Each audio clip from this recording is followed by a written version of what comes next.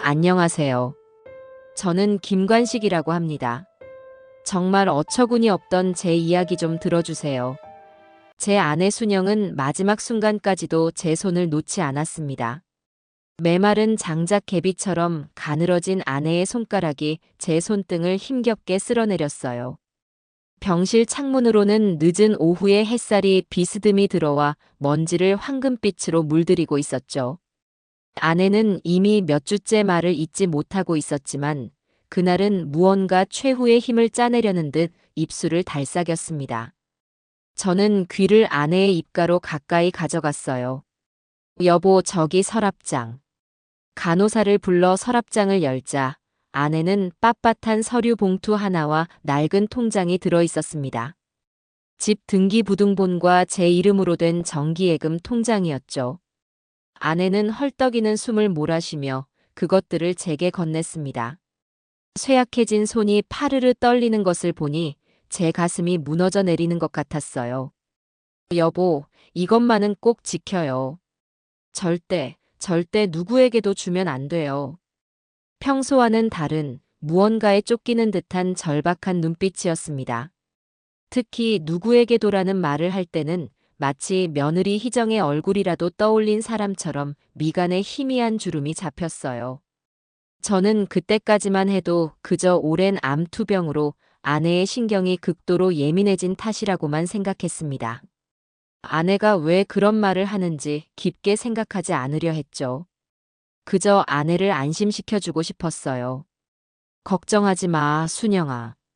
당신이랑 내가 평생을 바쳐 일군 집인데 내가 목숨처럼 지킬게. 아무 걱정하지 마요. 제 말에 아내는 희미하게 고개를 끄덕였습니다. 그리고는 다시 며느리에 대한 이야기를 하려는 듯 입을 열다가 이내 무언가를 체념한 듯 눈을 감아버렸죠. 마치 아들 인수의 얼굴이 떠올라 차마 말을 잇지 못하는 사람처럼요. 그게 순영과 저의 마지막 대화가 될 줄은 정말 꿈에도 몰랐습니다. 그 눈빛에 담긴 깊은 불안의 의미를 그때 알아챘어야 했는데 저는 그저 아내의 앙상한 손을 잡고 하염없이 눈물만 흘렸습니다. 장례식은 아들의 회사 동료들과 제 오랜 친구들, 그리고 친지들이 찾아와 나름 북적이는 분위기 속에서 치러졌습니다. 사흘 내내 저는 아내의 영정 사진 앞에서 멍하니 앉아 있었어요. 활짝 웃는 사진 속 아내의 얼굴을 보고 있자니 함께했던 50년 세월이 파노라마처럼 스쳐 지나갔습니다. 그런데 그 슬픔의 한가운데서 제 귀를 후벼 파는 소리가 들려왔죠. 바로 며느리 우희정의 목소리였습니다. 어머, 조문 와주셔서 감사해요. 아버님 집이 꽤 비싸던데요. 위치가 좋아서 그런가 봐요. 희정은 지인들 앞에서 아무렇지도 않게 그런 말을 내뱉었습니다. 순간 제 머릿속 피가 거꾸로 솟구치는 기분이었어요. 지금 저게 상주 노릇을 하는 며느리의 입에서 나올 소리인가. 주변의 조문객들이 수군거리기 시작했고 분위기는 순식간에 어색해졌습니다. 상주인 아들 인수는 제 옆에서 그 말을 듣고도 아무런 제지를 하지 않았어요. 그저 고개만 푹 숙인 채 입술만 깨물고 있었죠. 저는 차마 아내의 영정 앞에서 상을 뒤엎을 수는 없어 치밀어 오르는 분노를 간신히 억누르며 주먹만 꽉 쥐었습니다. 그것이 끝이 아니었어요. 저는 잠시 자리를 비웠다가 우연히 며느리가 부의금 봉투를 정리하는 모습을 보게 되었습니다. 보통은 장부가 있으니 나중에 확인해도 될 텐데 희정은 조문객이 자리를 뜰 때마다 곁눈질로 봉투를 열어 안의 금액을 확인하고 있더군요. 10만 원짜리 수표라도 나오면 입꼬리가 살짝 올라가는 그 표정을 저는 똑똑히 봤습니다. 아내를 잃은 슬픔보다 돈에 대한 탐욕이 먼저인 며느리의 모습에 저는 깊은 환멸을 느꼈어요. 아들이 저런 여자를 왜 아내로 맞았을까? 하늘에 있는 순영이 이 모습을 보면 얼마나 가슴을 칠까? 그런 생각들로 머릿속이 복잡했습니다. 발인을 마치고 아내의 유골을 납골당에 모시고 돌아온 집은 텅 비어 있었습니다. 현관문을 여는 순간 싸늘한 공기가 저를 덮쳐왔죠. 지금까지는 늘 된장국 냄새와 함께 다녀오셨어요? 하는 아내의 목소리가 저를 맞이했는데 말입니다. 그날부터 한 달간 저는 깊은 상실감 속에서 허우적거렸어요. 아침에 일어나 식사를 준비할 때마다 습관처럼 수저를 2벌 놓았다가 이내 쓸쓸히 하나를 거두곤 했습니다. 그럴 때마다 눈시울이 뜨거워져 밥을 제대로 넘기기가 힘들었죠. 아내가 매일 아침 정성껏 끓여주던 구수한 된장국 냄새가 사무치게 그리웠습니다. 제가 흉내내어 끓여보아도 그 깊은 맛은 도저히 나지 않더군요. 혼자 TV를 켜놓고 예능 프로그램을 보다가 웃음이 터져도 맞장구 쳐줄 사람이 없다는 사실에 웃음소리가 공허하게 흩어졌습니다. 집안 곳곳에는 아내의 손때 묻은 물건들이 그대로인데 정작 아내만 없다는 사실이 저를 미치게 만들었어요. 베란다에 아내가 애지중지 가꾸던 난초들을 보며 하염없이 눈물을 쏟는 것이 제 유일한 일과가 되었습니다. 그러던 어느 날 밤 병상에서 아내가 제게 건네주었던 서류 봉투가 떠올랐습니다. 절대 누구에게도 주면 안 돼요. 그 절박하던 목소리가 귓가에 생생하게 맴돌았죠. 장례식장에서 보았던 며느리의 탐욕스러운 눈빛과 행동이 겹쳐지면서 저는 불현듯 정신이 번쩍 들었습니다. 이건 단순한 기우가 아닐지도 모른다는 생각이 들었어요. 저는 곧장 안방으로 들어가 벽장을 열고 그 안에 숨겨져 있던 낡은 금고를 꺼냈습니다. 그리고 아내와의 약속대로 집 등기부등본과 통장을 금고 깊숙이 넣고 아무도 알 수 없는 새로운 비밀번호로 바꿨어요. 둔탁한 소리를 내며 금고 문이 닫히는 순간 왠지 모를 불안감이 등줄기를 타고 흘렀습니다. 마치 앞으로 닥쳐올 거대한 폭풍우를 예감하는 것처럼 말이죠. 하지만 그때는 그저 아내의 마지막 유언을 지켰다는 안도감뿐이었습니다. 그것이 저와 제 가족을 지키기 위한 첫 번째 싸움의 시작이 될 줄은 정말 까맣게 몰랐던 겁니다. 아내를 보낸 후 3번의 달이 차고 기울었습니다. 시간이라는 약은 생각보다 더디게 효력을 발휘하더군요. 첫 달은 본물 터진 듯한 슬픔에 정신을 차릴 수 없었고 2번째 달은 집안을 가득 채운 적막감에 가슴이 텅 비는 것 같았어요. 그리고 3번째 달이 되어서야 저는 비로소 아내가 없는 일상에 조금씩 적응하기 시작했습니다. 아침에 일어나면 아내의 사진을 한번 쓸어보고 베란다의 난초에 물을 주며 하루를 시작했죠. 아내가 남기고 간 살림살이들은 여전히 그 자리에 있었지만 저는 더 이상 그것들을 보며 주저앉아 울지 않게 되었습니다. 그저 순영이 내 곁에 머물다간 따스한 흔적이라 여기기로 했어요. 그렇게 위태롭지만 잔잔한 평화가 제게 찾아오는 듯 했습니다. 그 평화를 깨트린 것은 다름 아닌 며느리 우희정이었습니다. 초인종 소리가 요란하게 울리던 그날 오후, 저는 무심코 현관문을 열었다가 희정의 얼굴을 보고 순간 멈칫했습니다. 장례식 이후로는 전화 한 통 없던 녀석이 무슨 일로 예고도 없이 찾아왔을까 싶었죠. 희정은 제게 온 것이 아니라 마치 제 뒤에 있는 이 집에 볼 일이 있는 사람처럼 현관에 들어서면서부터 눈을 두리번거리며 거실을 훑어보았습니다. 아버님, 그동안 별일 없으셨어요? 진작 찾아뵈었어야 했는데 제가 가게 준비하느라 정신이 하나도 없었네요. 입에 발린 소리를 하며 소파에 털썩 주저앉는 모습이 조금도 반가워 보이지 않았습니다. 저는 억지로 입꼬리를 올리며 과일이라도 내올까 싶어 부엌으로 향했어요. 희정은 제 뒤통수에 대고 말을 이어갔습니다. 가게라고 하니까 좀 그렇고 카페예요. 요즘 유행하는 디저트 카페요. 자리가 아주 좋게 나온 게 있어서요. 이것만 잘 되면 우리 인수 씨 회사 눈치 안 보고 편하게 살 수 있을 텐데. 혼잣말인 듯 하면서도 명백히 제가 들으라고 하는 소리였습니다. 저는 쟁반에 사과 몇 알을 깎아내오며 맞은편에 앉았어요.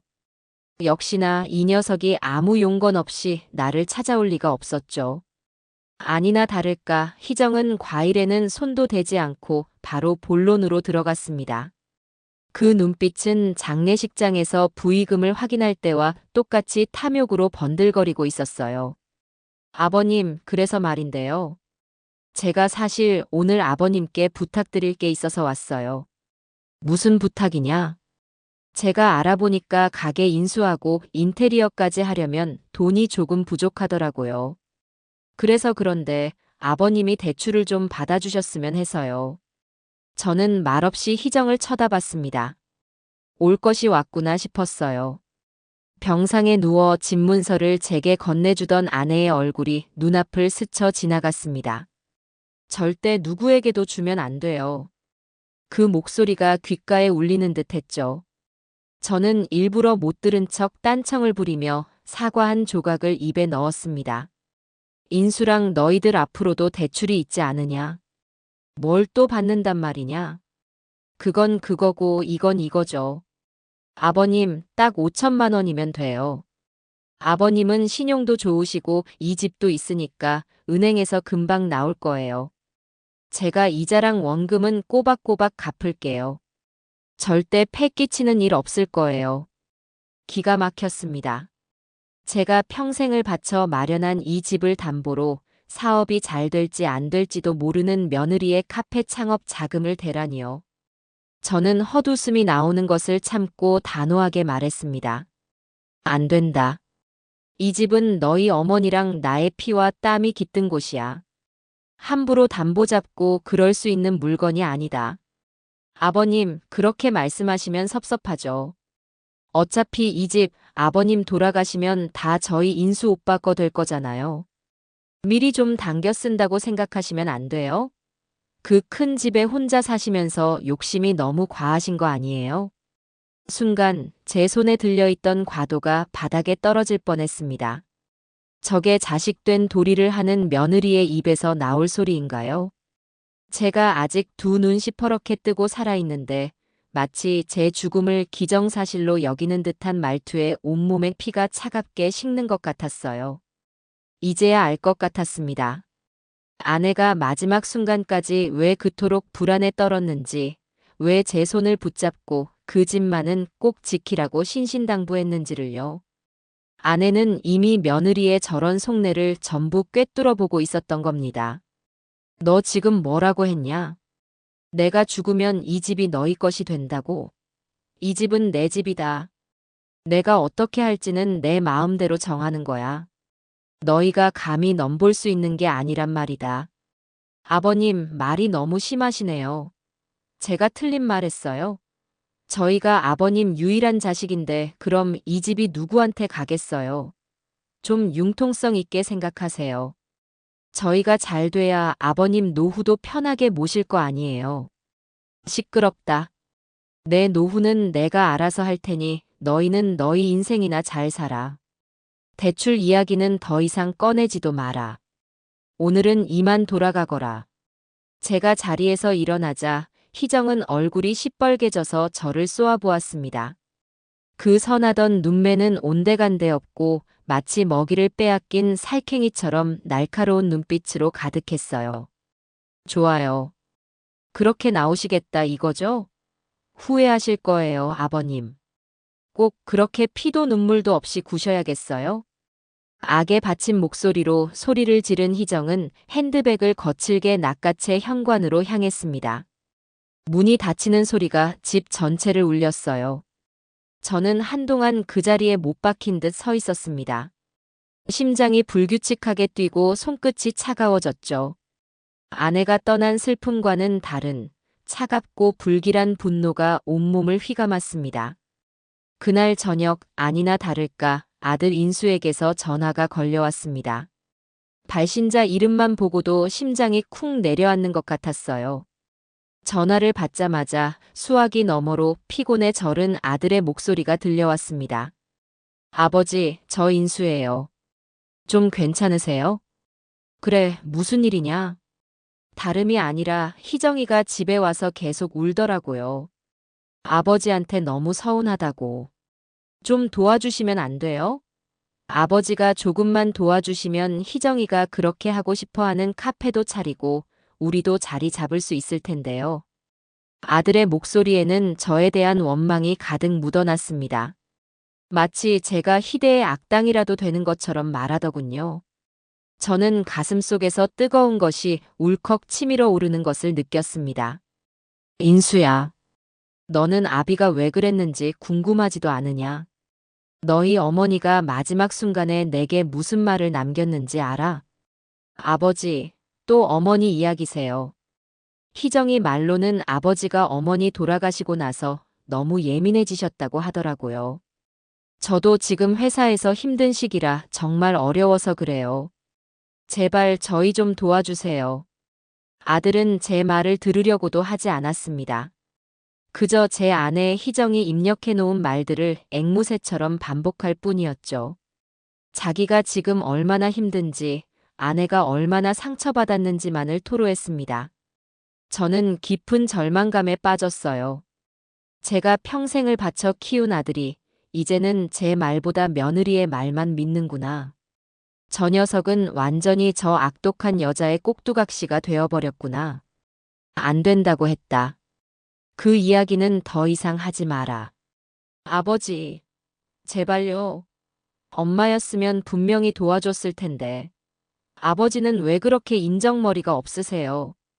아들이 내뱉은 마지막 한마디가 제 가슴에 비수처럼 날아와 박혔습니다. 엄마였으면 도와줬을 텐데. 세상에, 어찌 제게 그런 잔인한 말을 할 수가 있을까요?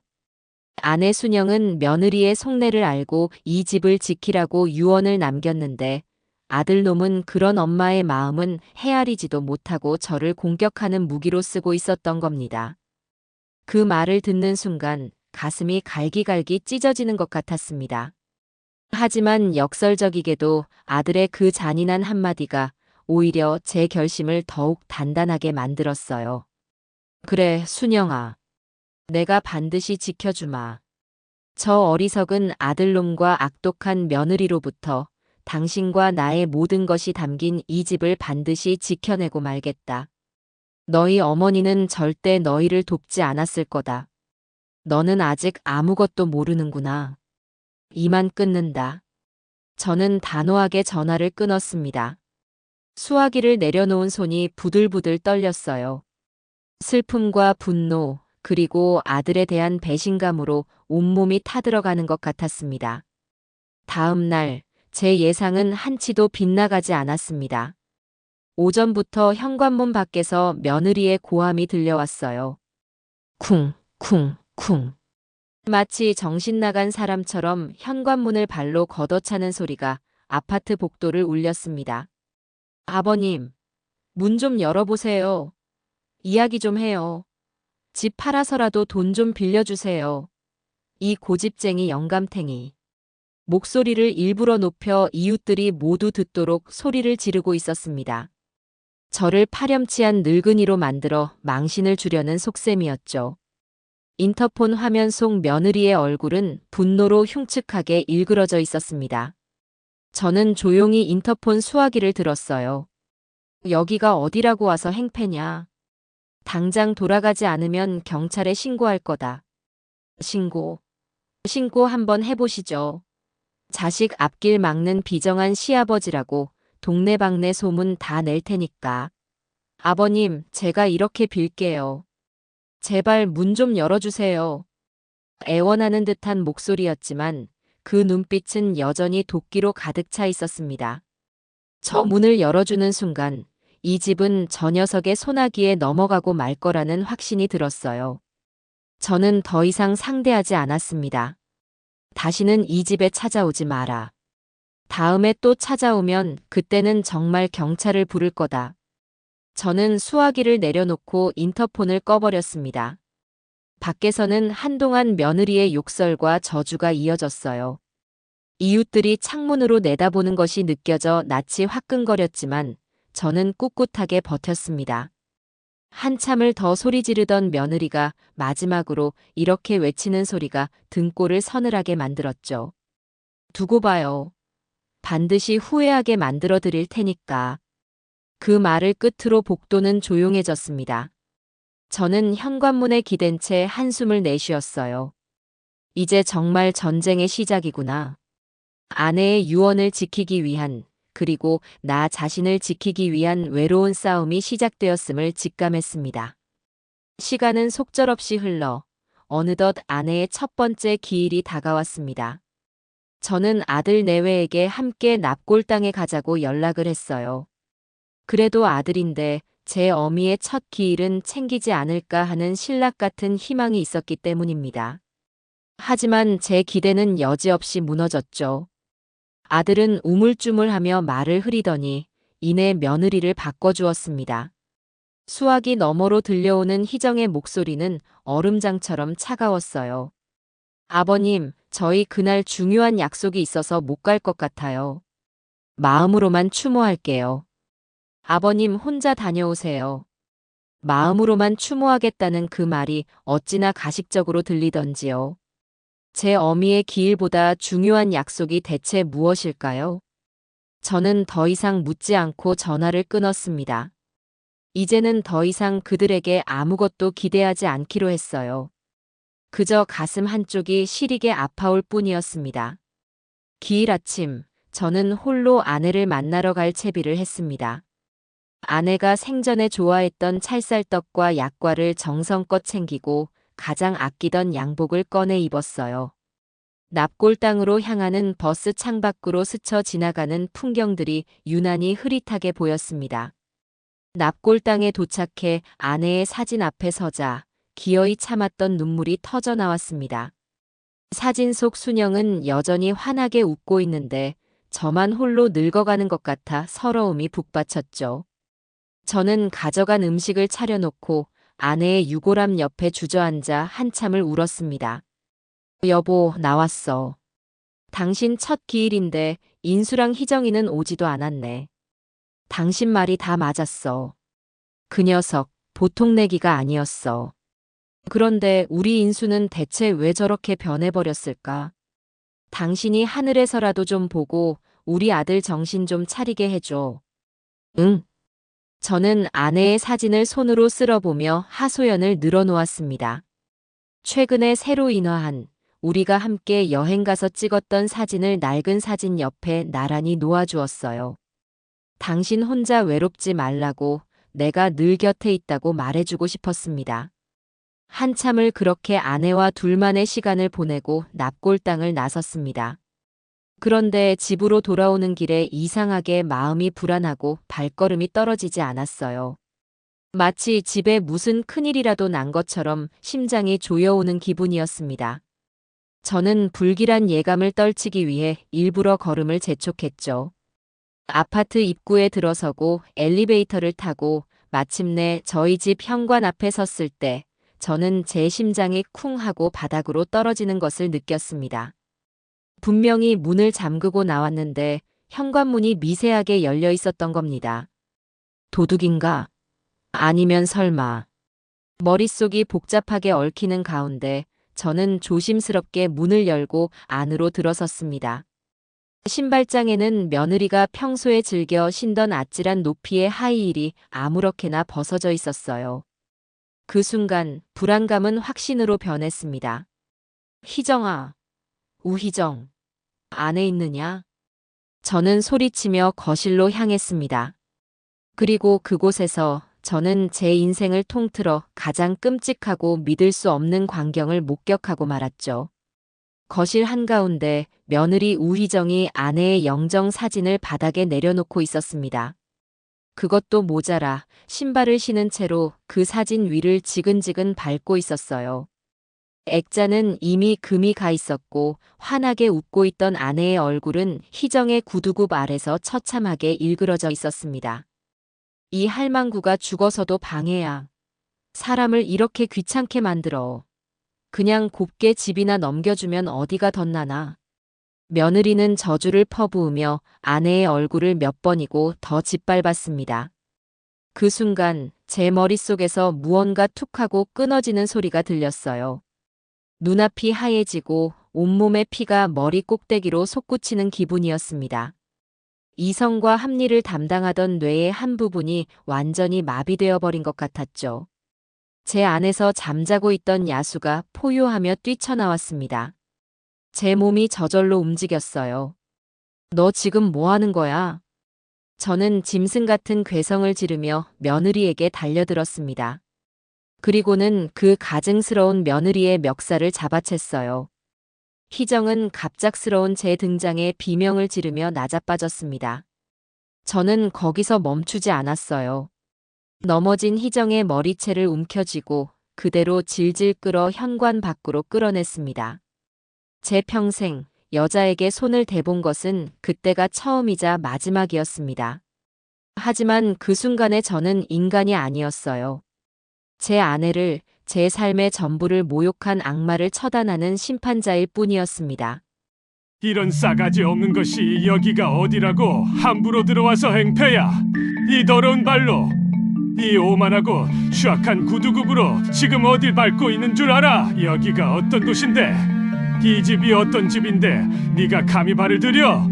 이 집은 너 같은 것이 함부로 드나들 수 있는 곳이 아니야. 이 집은 내 아내가, 우리 순영이가 평생을 바쳐 닦고 쓸고 가꾼 우리 부부의 성지 같은 곳이란 말이다. 네가 뭔데? 대체 네가 뭔데 감히 내 아내의 얼굴을, 그 고왔던 내 아내의 얼굴을 발로 짓이겨? 네가 사람이냐? 너는 사람이 아니야. 사람의 탈을 쓴 악마지. 돈에 미쳐서 제 어미뻘 되는 시어머니의 영정사진까지 발로 짓밟는 너 같은 건 악마 말고는 설명할 길이 없어. 장례식장에서부터 알아봤다. 모두가 슬픔에 잠겨 있는데 너 혼자 조문객들 앞에서 이 집이 얼마짜리니 어쩌니 떠들어댈 때부터 내가 알아봤어. 그 슬픔의 자리에서 부의금 봉투를 몰래 열어보며 입꼬리가 올라가던 그 탐욕스러운 네 낯짝을 나는 잊을 수가 없다. 내 아내가, 우리 순영이가 너한테 뭘 그렇게 잘못했는데? 평생을 너한테 밥해주고 네 아들놈들 기저귀 갈아주면서 굳은 일도 맡아 하던 사람이 너한테 뭘 그렇게 죽을 죄를 지어서 죽어서까지 이런 모욕을 당해야 하냔 말이다. 너는 입만 열면 돈, 돈, 돈. 네 눈에는 돈밖에 보이는 게 없지. 그깟 놈의 돈 때문에 네 사치스러운 씀씀이를 채우기 위해서라면 사람 목숨도 우습게 하는 년이지. 내 집을 담보로 대출을 받아달라고 어림도 없지. 내 목에 칼이 들어와도 이 집은 너 같은 악마의 손에 절대 넘겨줄 수 없다. 이 집은 말이다, 내가 20살 때부터 공사판을 전전하고 우리 순영이가 남의 집 식모살이를 해가면서 푼돈을 모아 마련한 집이야. 이 벽돌 하나하나에, 이 마룻바닥 한 뼘 한 뼘에 우리 부부의 피땀 눈물이 서려 있단 말이다. 네가 그걸 알아? 비가 새는 단칸방에서 서로를 부둥켜 안고 울었던 밤들을 네가 아냐고? 라면 한 개를 쪼개 먹으면서도 행복했던 우리 부부의 세월을 돈에 미친 네가 감히 상상이나 할 수 있겠어? 그런 집을, 그런 내 아내의 역사를 네가 감히 더럽혀? 우리 순영이가 마지막 순간까지 병상에 누워서도 이 집만은 꼭 지켜달라고, 너 같은 것한테서 꼭 지켜달라고 내 손을 붙잡고 유언을 남겼다. 그때는 그저 아파서 그러는 줄 알았는데 아니었어. 내 아내는 이미 너의 그 시커먼 속내를, 그 뱀 같은 본성을 전부 꿰뚫어보고 있었던 너야. 그런데 내 아들놈은, 내 배 아파 낳은 저 어리석은 놈은 어미의 그 처절했던 마음도 모르고 너한테 홀려서 제 아비 가슴에 대못을 받고 있어. 너 같은 걸 며느리라고 들인 게 내 인생의 천추의 한이다. 다시는 이 집에 발들일 생각하지 마라. 너는 오늘부로 내 며느리도 아니고 내 아들놈의 아내도 아니다. 그냥 길바닥에 굴러다니는 돌멩이만도 못한 존재야. 썩 꺼져. 당장 내 집에서, 내 아내의 흔적이 가득한 이 신성한 곳에서 썩 꺼지란 말이다. 이거나, 이 노망난 영감탱이가 미쳤나? 현관 밖으로 내동댕이 쳐진 희정은 악을 쓰며 제게 욕설을 퍼부었습니다. 하지만 그 어떤 소리도 제 귀에 들리지 않았어요. 저는 부서진 아내의 영정 사진을 가슴에 품고 그대로 현관문을 쾅 닫고 잠가버렸습니다. 문에 기댄 채 가쁜 숨을 몰아쉬는데 손이 주체할 수 없이 떨려왔습니다. 분노 때문인지 슬픔 때문인지 모를 뜨거운 눈물이 뺨을 타고 흘러내렸어요. 소란을 듣고 달려온 것인지 아니면 처음부터 밖에서 망이라도 보고 있었던 것인지 잠시 후 아들 인수가 헐레벌떡 계단을 뛰어 올라왔습니다. 복도에 주저앉아 울고 있는 희정을 발견한 아들은 이성을 잃고 현관문을 두드리기 시작했어요. 아버지, 문 열어보세요. 지금 뭐 하시는 거예요? 아버지. 아들은 다짜고짜 제게 소리를 질렀습니다. 저는 문을 열지 않은 채 갈라지는 목소리로 외쳤어요. 제가 네 어미 영정 사진을 발로 밟고 있었다. 내 눈으로 똑똑히 봤어. 상황을 설명했지만 아들은 제 말을 믿으려 하지 않았습니다. 오히려 저를 나무라더군요. 아버지, 그게 무슨 말씀이세요? 희정이가 그럴 리가 없잖아요. 아버지가 오해하신 거겠죠. 오해라니. 내 두 눈으로 똑똑히 본 광경을 오해라고 말하다니요. 문틈으로 희정이 아들의 등 뒤에 숨어 교활하게 눈물을 닦으며 저를 쳐다보는 것이 보였습니다. 그 모습에 저는 다시 한번 이성을 잃을 뻔했어요. 아버님이 요즘 이상해. 자꾸 헛것을 보시는 것 같아. 내가 잠깐 집에 들렀는데 갑자기 나한테 소리를 지르시면서 여보, 나 너무 무서웠어. 며느리는 한술 더 떠 제가 치매에 걸려 헛것을 본다는 듯이 능청스럽게 거짓말을 늘어놓았습니다. 그 뻔뻔한 연기에 아들은 완전히 속아 넘어갔죠. 아들은 저를 마치 정신병자 취급하며 말했습니다. 아버지, 일단 문 좀 열고 이야기하세요. 희정이한테 사과하셔야죠. 사과? 대체 누가 누구에게 사과를 해야 한단 말입니까? 저는 그날 아들에게도 완벽한 절망을 느꼈습니다. 제 아들이라고 믿었던 저 존재는 이제 제 편이 아니었습니다. 저 악마 같은 여자의 편에 서서 제 가슴에 칼을 꽂고 있었어요. 너희 둘 다 다시는 이 집에 발 들릴 생각하지 마라. 내 눈에 띄는 날엔 너희들을 가만두지 않을 거다. 당장 꺼져. 저는 목이 터져라 소리쳤습니다. 제 인생에서 가장 큰 목소리였을 겁니다. 제 단호한 외침에 아들 녀석도 더는 어쩌지 못하고 훌쩍이는 며느리를 부축해 돌아섰습니다. 멀어져가는 두 사람의 뒷모습을 보며 저는 다짐하고 또 다짐했습니다. 저들을 절대 용서하지 않겠다고. 아내의 명예를 그리고 나의 남은 인생을 지키기 위해 무슨 짓이든 하겠다고 말입니다. 그 끔찍한 밤이 지나고 뜬 눈으로 새벽을 맞았습니다. 밤새 제 머릿속에서는 부서진 아내의 사진과 아들의 배신에 찬 얼굴, 그리고 며느리의 악독한 미소가 번갈아 떠오르며 저를 괴롭혔죠. 동이 트자마자 저는 자리에서 일어났습니다. 더 이상 슬픔에 잠겨 있거나 분노에 몸을 떨고만 있을 시간이 없었어요. 이제는 움직여야 했습니다.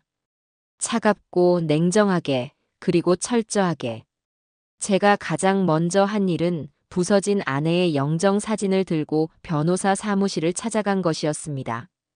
동네에서 가장 크고 오래된 법률 사무소였죠. 상담실에 앉아 젊은 변호사에게 그간의 일을 털어놓는데 제 목소리가 자꾸만 떨려 나왔어요. 며느리의 대출 요구부터 시작해서 아들의 외면, 그리고 어제 있었던 참혹한 사건까지. 제 이야기를 듣는 내내 변호사는 굳은 표정으로 고개만 끄덕였습니다. 선생님, 저는 제 아내와의 추억이 담긴 이 집을 지키고 싶습니다. 아들이라고 해도 저 녀석들에게 이 집을 넘겨주고 싶은 마음이 눈꼽만큼도 없어요. 제가 죽은 뒤에라도 저것들이 이 집을 함부로 건드리지 못하게 할 방법이 있습니까? 제 간절한 물음에 변호사는 잠시 생각에 잠기더니 조심스럽게 입을 열었습니다. 아버님, 상황이 정말 안타깝습니다. 방법이 있습니다. 가족 신탁이라는 제도를 활용하시는 겁니다. 아버님께서 살아계실 동안에는 이 집에서 편안하게 거주하시면서 모든 권리를 행사하시고 사후에는 이 집의 소유권이나 처분으로 얻은 이익이 아버님께서 지정한 다른 수익자, 예를 들면 손주들에게 돌아가도록 미리 설정해 두는 것이죠. 아드님이나 며느님이 법적으로 소유권을 주장할 수 없도록 원천적으로 차단하는 가장 확실한 방법입니다. 가족 신탁. 생전 처음 들어보는 말이었지만 변호사의 설명을 듣는 순간 어둠 속에서 한 줄기 빛을 본 기분이었습니다. 제가 원하던 바로 그것이었어요. 그걸로 하겠습니다. 당장 그 절차를 시작해 주십시오. 수임료는 얼마가 들어도 상관없습니다. 제 단호한 태도에 변호사는 고개를 끄덕이며 서류를 준비하기 시작했습니다. 서류에 인감도장을 찍고 서명을 하는데 손이 조금 떨렸어요. 이것은 단순히 재산을 지키는 행위가 아니었습니다. 아내와의 약속을 지키고 배신한 자식에게 내리는 아버지로서의 마지막 결단이었죠. 사무실을 나오는데 마음 한구석이 아려왔지만 후회는 없었습니다. 이건 제가 반드시 해야만 하는 일이었습니다. 변호사 사무실에서 나온 저는 곧장 제 오랜 친구 박종태에게 전화를 걸었습니다. 종태는 저와 군대 동기로 만나 어언 40년을 함께한 중마고불이었습니다.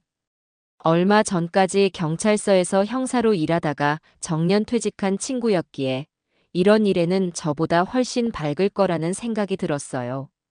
약속을 잡고 근처 다방에서 만난 종태는 제 얼굴을 보더니 대뜸 말했습니다. 김관식, 너 얼굴이 왜 이렇게 반쪽이 됐냐? 눈빛도 예전 같지 않고 무슨 큰일 있는 거지? 오랜 친구는 역시 달랐습니다. 제가 아무 말하지 않아도 제 안의 폭풍을 읽어내더군요. 저는 종태에게 모든 것을 털어놓았습니다. 며느리가 돈을 요구한 것부터 아내의 영정사진을 짓밟은 만행까지. 이야기를 듣는 동안 종태의 표정은 점점 굳어졌고 나중에는 저보다 더 분노하며 주먹으로 테이블을 내리쳤습니다. 이런 천하의 몹쓸 것들을 봤나? 그게 사람이 할 짓이야? 관식아, 이건 그냥 넘어가서는 안 될 일이다. 이건 범죄야, 범죄. 전직 형사다운 날카로운 눈빛이었습니다.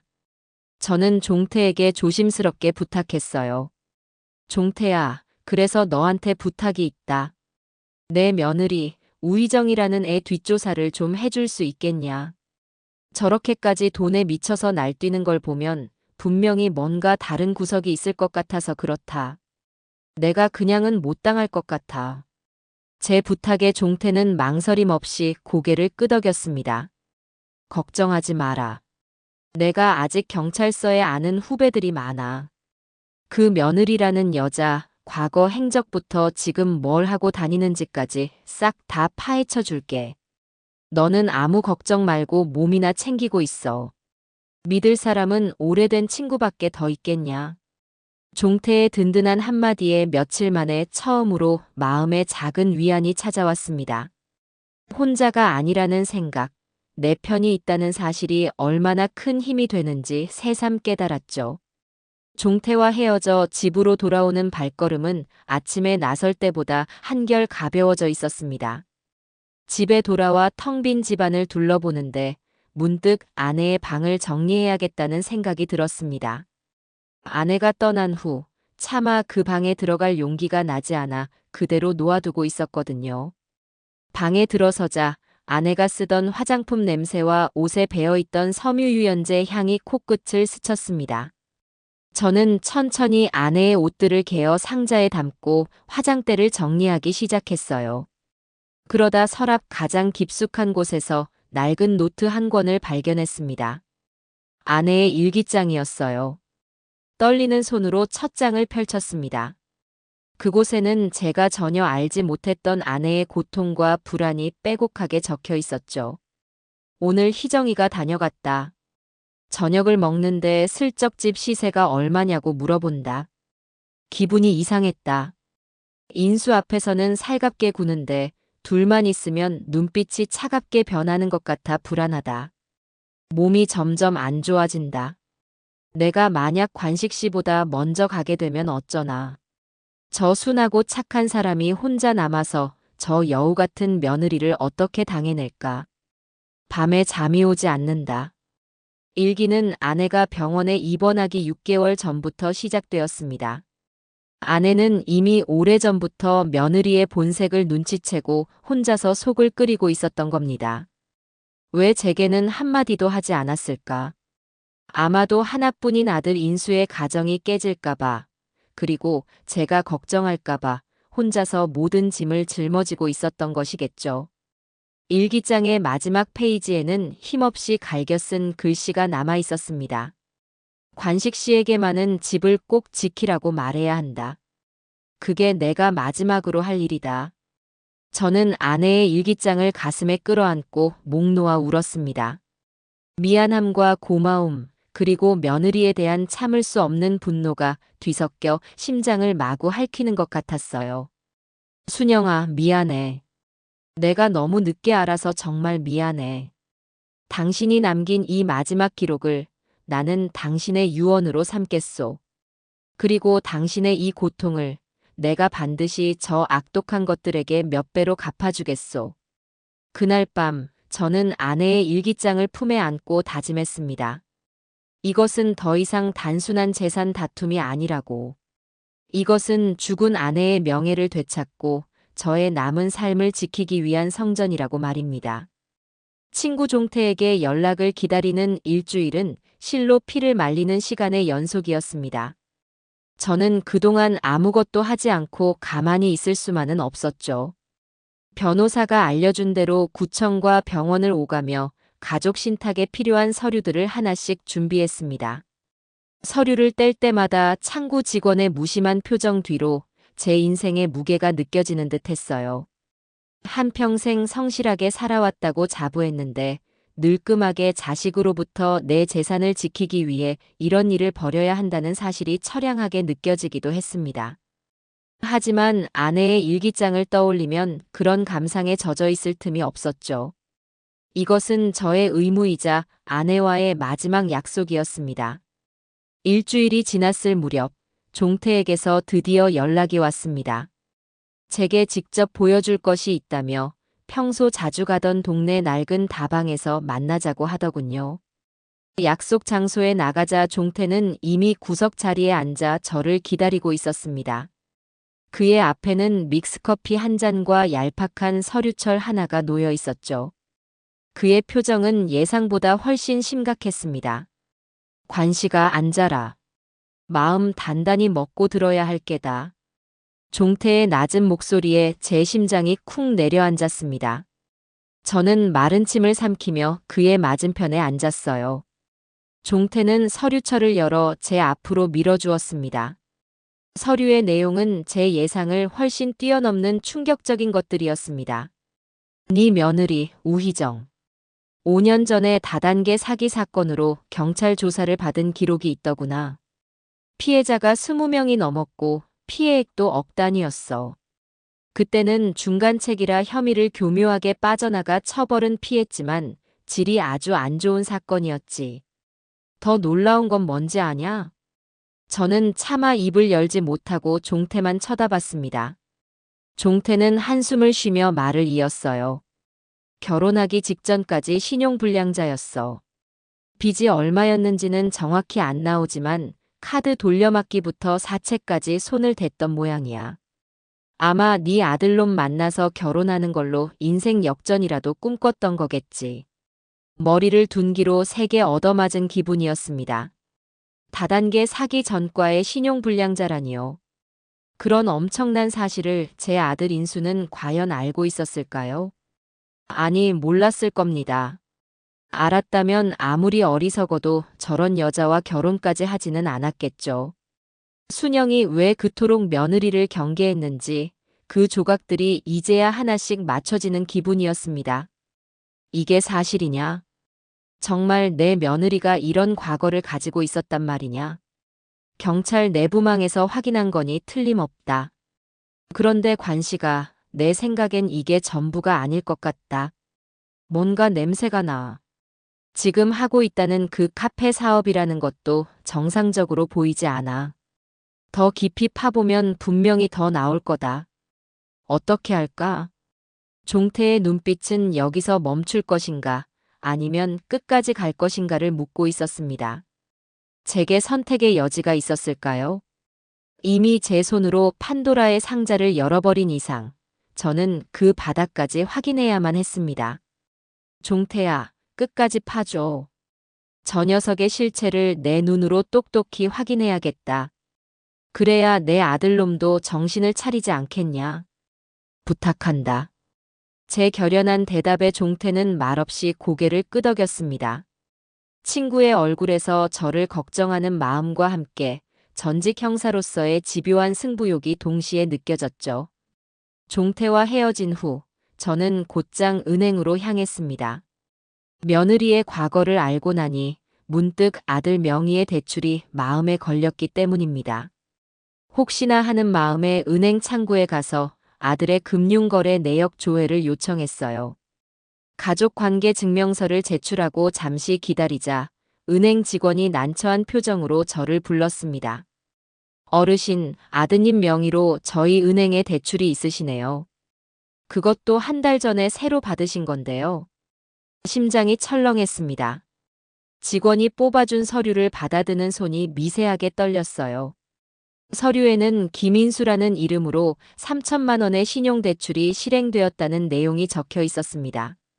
믿을 수가 없어서 저는 다른 은행들에도 모두 확인을 요청했습니다. 결과는 더욱 충격적이었죠. 제 아들 인수의 이름으로 이미 3개의 금융기관에서 총 8천만 원에 달하는 대출이 나가 있는 상태였습니다. 모두 최근 석 달 사이에 이루어진 것들이었어요. 대출 서류에 적힌 용도는 한결같이 사업자금이었습니다. 직원분, 혹시 이 대출 신청을 제 아들이 직접 와서 한 게 맞습니까? 네, 어르신. 본인이 직접 신분증 들고 내방하셔서 서류 작성하고 받아가셨습니다. 저희가 본인 확인은 철저하게 하니까요. 은행 직원의 대답을 듣는 순간 저는 모든 것을 깨달았습니다. 대출 서류에 남겨진 아들의 서명을 자세히 들여다보았어요. 얼핏 보면 아들의 필적과 비슷했지만 제가 평생을 봐온 아들의 글씨체와는 미세하게 달랐습니다. 획을 긋는 마지막 부분이 교활하게 살짝 위로 올라가 있었죠. 그건 며느리의 필체와 비슷했습니다. 아들의 신분증과 인감도장을 훔쳐 아들인 척 연기를 해서 대출을 받아낸 것이 틀림없었어요. 과거 다단계 사기를 쳤던 솜씨가 어디 가지 않은 겁니다. 온몸에서 힘이 빠져나가고 식은땀이 흘렀습니다. 제 아들은 지금 자기 이름으로 8천만 원의 빚더미에 올라앉아 있다는 사실조차 모르고 있을지도 모릅니다. 그날 저녁, 저는 아들의 회사 앞으로 찾아갔습니다. 더 이상 전화로 이야기할 문제가 아니라고 생각했기 때문이죠. 퇴근 시간이 되어 지친 얼굴로 회사 건물을 나서는 아들을 불러 세웠습니다. 아들은 저를 보더니 화들짝 놀라며 주변 눈치를 살폈어요. 아버지, 여긴 어쩐 일이세요? 연락이라도 미리 주시지. 따라오너라. 너랑 할 이야기가 있다. 저는 아들을 데리고 근처의 허름한 국밥집으로 들어갔습니다. 마주 앉은 아들은 여전히 불편한 기색이 역력했어요. 저는 품에서 은행 서류들을 꺼내 아들 앞에 내밀었습니다. 인수야, 네 이름으로 대출이 8천만 원이나 있는 거 너는 알고 있었느냐? 서류를 본 아들의 얼굴이 하얗게 질렸습니다. 잠시 말을 잇지 못하고 입술만 달싹이던 아들은 이내 힘없는 목소리로 대답하더군요. 알고 있었어요. 희정이가 곧 갚는다고 했어요. 카페만 개업하면 금방 다 해결된다고. 이놈아, 그게 지금 말이 되는 소리라고 생각하냐? 네 아내가 네 신분증이랑 도장 훔쳐서 사문서 위조까지 해가며 만든 빚이야. 너는 그걸 알면서도 가만히 있었다는 말이냐? 저는 저도 모르게 언성을 높였습니다. 주변 사람들이 쳐다보는 것이 느껴졌지만 멈출 수가 없었어요. 하지만 아들의 대답은 저를 더욱 깊은 절망의 나락으로 빠뜨렸습니다. 아버지, 희정이가 그럴 수밖에 없었어요. 제가 돈이 없으니까. 그리고 희정이를 믿어요. 착한 사람이에요. 아버지는 희정이를 잘 모르셔서 그래요. 그 순간 저는 깨달았습니다. 아들은 모든 것을 알고 있었습니다. 며느리가 저지른 범죄 행각을 알면서도 묵인하고 심지어 감싸주고 있었던 겁니다. 저것은 사랑이 아니었어요. 이미 정상적인 판단 능력을 상실한 일종의 세뇌 상태에 가까웠습니다. 저는 더 이상 아들에게 어떤 말도 할 수 없었습니다. 벽에 대고 이야기하는 기분이었죠. 깊은 한숨과 함께 자리에서 일어났습니다. 그래, 정 그렇다면 네 인생은 네가 알아서 해라. 하지만 한 가지만 명심해라. 그 여자는 절대 네 인생을 책임져 주지 않을 거다. 나중에 무슨 일이 생겨도 다시는 나를 찾아올 생각하지 마라. 저는 국밥값만 계산하고 식당을 나왔습니다. 등 뒤에서 저를 부르는 아들의 목소리가 들렸지만 돌아보지 않았어요. 차가운 밤 공기가 폐부 깊숙이 스며들었습니다. 아들을 잃어버린 기분이었습니다. 어쩌면 저는 아내뿐만 아니라 아들까지도 이미 오래전에 잃어버렸는지도 모릅니다. 아들과의 처참한 만남 이후 며느리의 공격은 더욱 교묘하고 악랄한 방식으로 제 숨통을 조여오기 시작했습니다. 그것은 물리적인 위협이 아닌 제 존재 자체를 사회적으로 말살시키려는 음험한 계획이었죠. 어느 날 저는 반찬거리를 사기 위해 동네 슈퍼에 들렀습니다. 그런데 평소에는 살갑게 인사를 건네던 주인 아주머니가 저를 어색하고 불쌍하다는 듯한 눈빛으로 쳐다보는 게 아니겠어요. 어르신, 요즘 건강은 좀 어떠세요? 기력도 없으시고 깜빡깜빡 하시는 일은 없으시고요. 저는 그저 나이 탓이겠거니 하고 대수롭지 않게 넘겼습니다. 하지만 이상한 일은 거기서 그치지 않았어요. 매일같이 나가던 경로당에 갔을 때였습니다. 평소 함께 장기를 두던 김영감님이 제 어깨를 툭 치며 걱정스러운 얼굴로 물었습니다. 관식 씨, 요즘 깜빡깜빡하는 일이 잦다면서? 며느님이 걱정이 이만저만이 아니더라고. 사람도 잘 못 알아보고 그런다는데 큰 병원 한번 가봐야 하는 거 아닌가? 그 말을 듣는 순간 저는 온몸에 피가 싸늘하게 식는 것을 느꼈습니다. 며느리 우희정이 동네방네 제가 치매에 걸렸다고 거짓 소문을 퍼뜨리고 다니고 있었던 겁니다. 슈퍼 주인의 이상한 눈빛도 경로당 친구들의 걱정 어린 시선도 모두 그 때문이었던 거죠. 정말이지 치가 떨리도록 영악한 수법이었습니다. 저를 판단 능력이 흐린 치매 노인으로 만들어 제가 하는 모든 말을 헛소리로 치부하게 만들 속셈이었어요. 그렇게 저를 사회적으로 고립시킨 뒤에 제가 정신이 온전치 못하다는 이유를 들어 금치산자 신청이라도 해서 이 집을 빼앗을 계획인 것이 분명했습니다.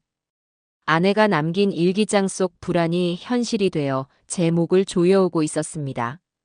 며칠 뒤 며느리의 계획은 더욱 구체적인 형태로 제게 다가왔습니다. 그날 오후 복지센터에서 나왔다는 젊은 직원 두 사람이 저희 집을 찾아왔어요. 저는 현관문을 열어주며 무슨 일로 왔느냐고 물었죠. 안녕하세요, 어르신. 저희는 시립복지센터에서 나왔습니다. 다름이 아니라 어르신 가족분께서 요양원 입소 상담을 요청하셔서요. 어르신의 현재 상태를 확인하고 상담을 좀 진행하려고 방문했습니다. 분노가 치밀어 올랐습니다. 멀쩡하게 두 발로 서 있는 사람을 산송장 취급하며 요양원 이야기를 꺼내다니요. 제 등 뒤로 식은땀이 흘렀습니다. 이대로 가만히 있다가는 정말 꼼짝없이 당하겠구나 싶었어요. 저는 애써 침착함을 유지하며 말했습니다. 나는 아직 내 몸 하나 거뜬히 건사할 수 있는 사람이요. 요양원이라니 누가 그런 헛소리를 했는지 모르겠지만 나는 들어갈 생각 없으니 이만 돌아가시오. 어르신, 그렇게 말씀 마세요. 가족분께서 어르신을 많이 걱정하시더라고요. 식사도 제대로 못 챙겨 드시고 자꾸 밖을 잃어버리신다고요. 저희가 좋은 시설을 알아봐 드릴 수 있습니다. 복지센터 직원들은 끈질기게 저를 설득하려 했습니다. 며느리가 얼마나 그럴듯하게 거짓말을 늘어놓았으면 저 순진한 젊은이들이 완전히 속아서 저를 불쌍한 독거노인 취급하는 걸까요?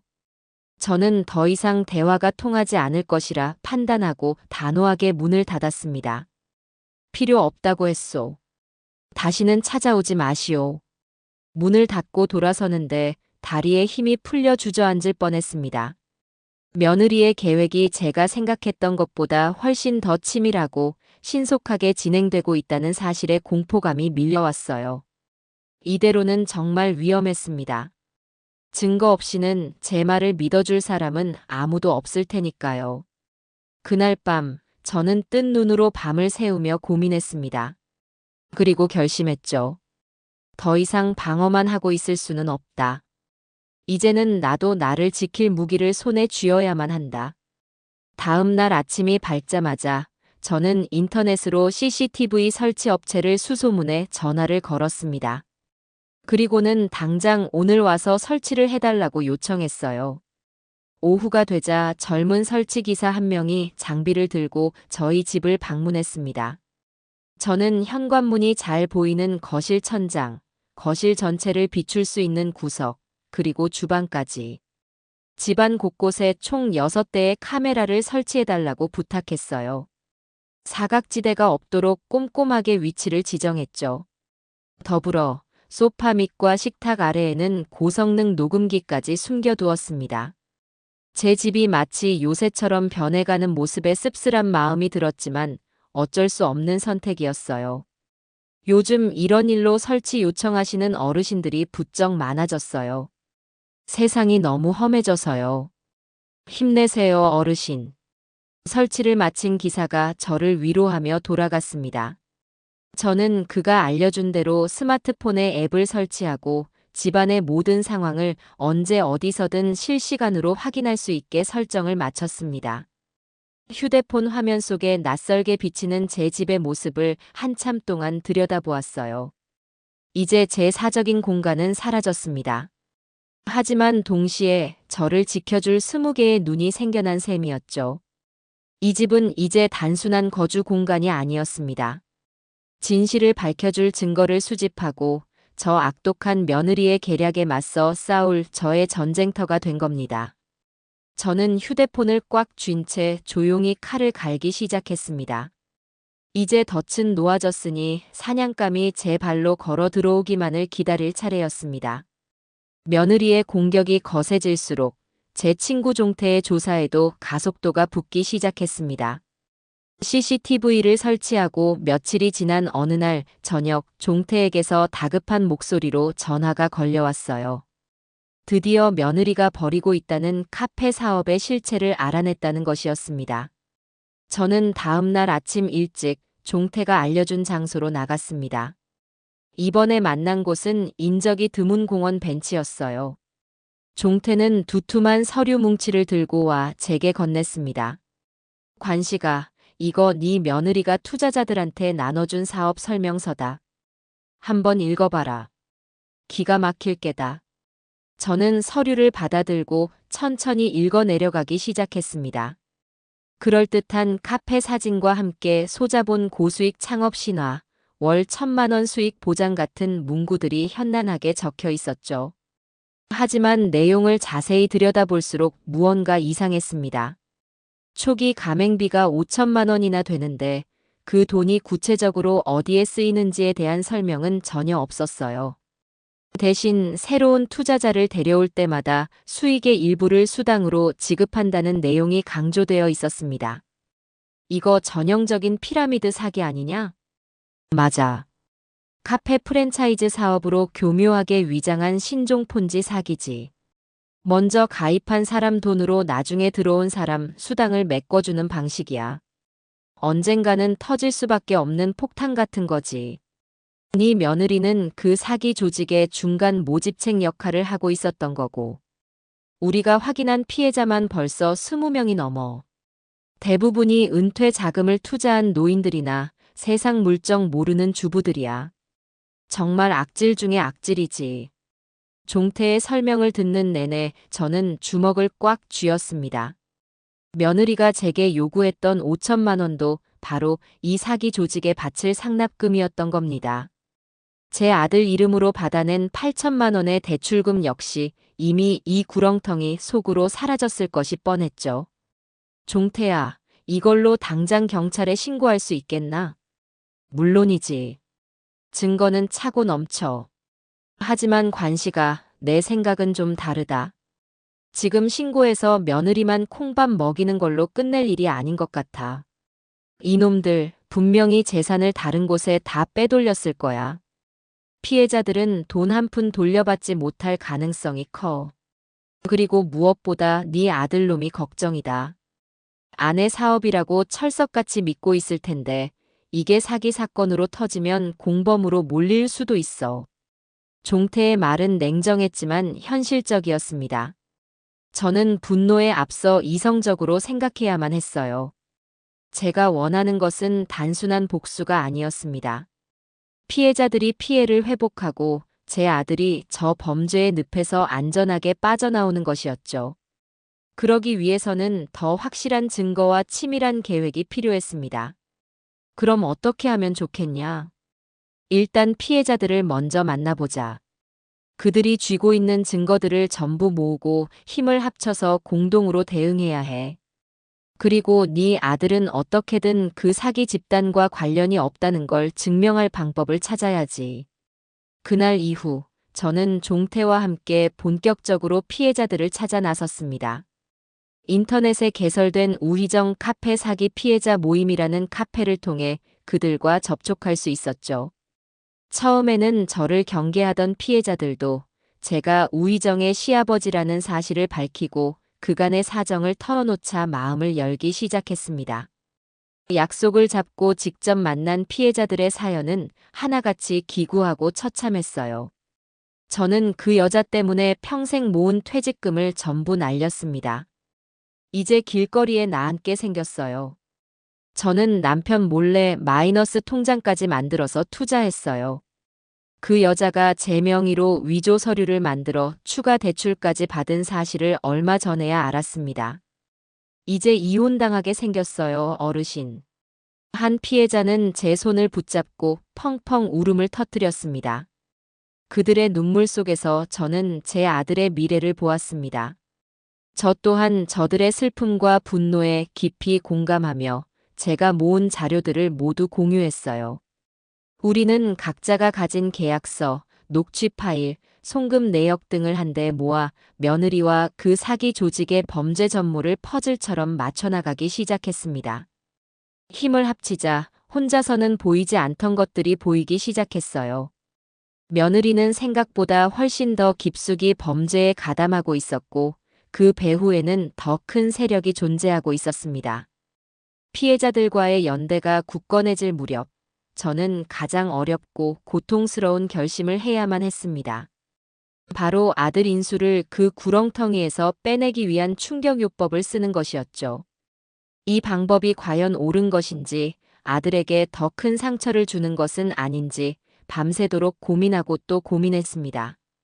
하지만 썩은 부위를 도려내지 않으면 온몸이 썩어 들어가는 법.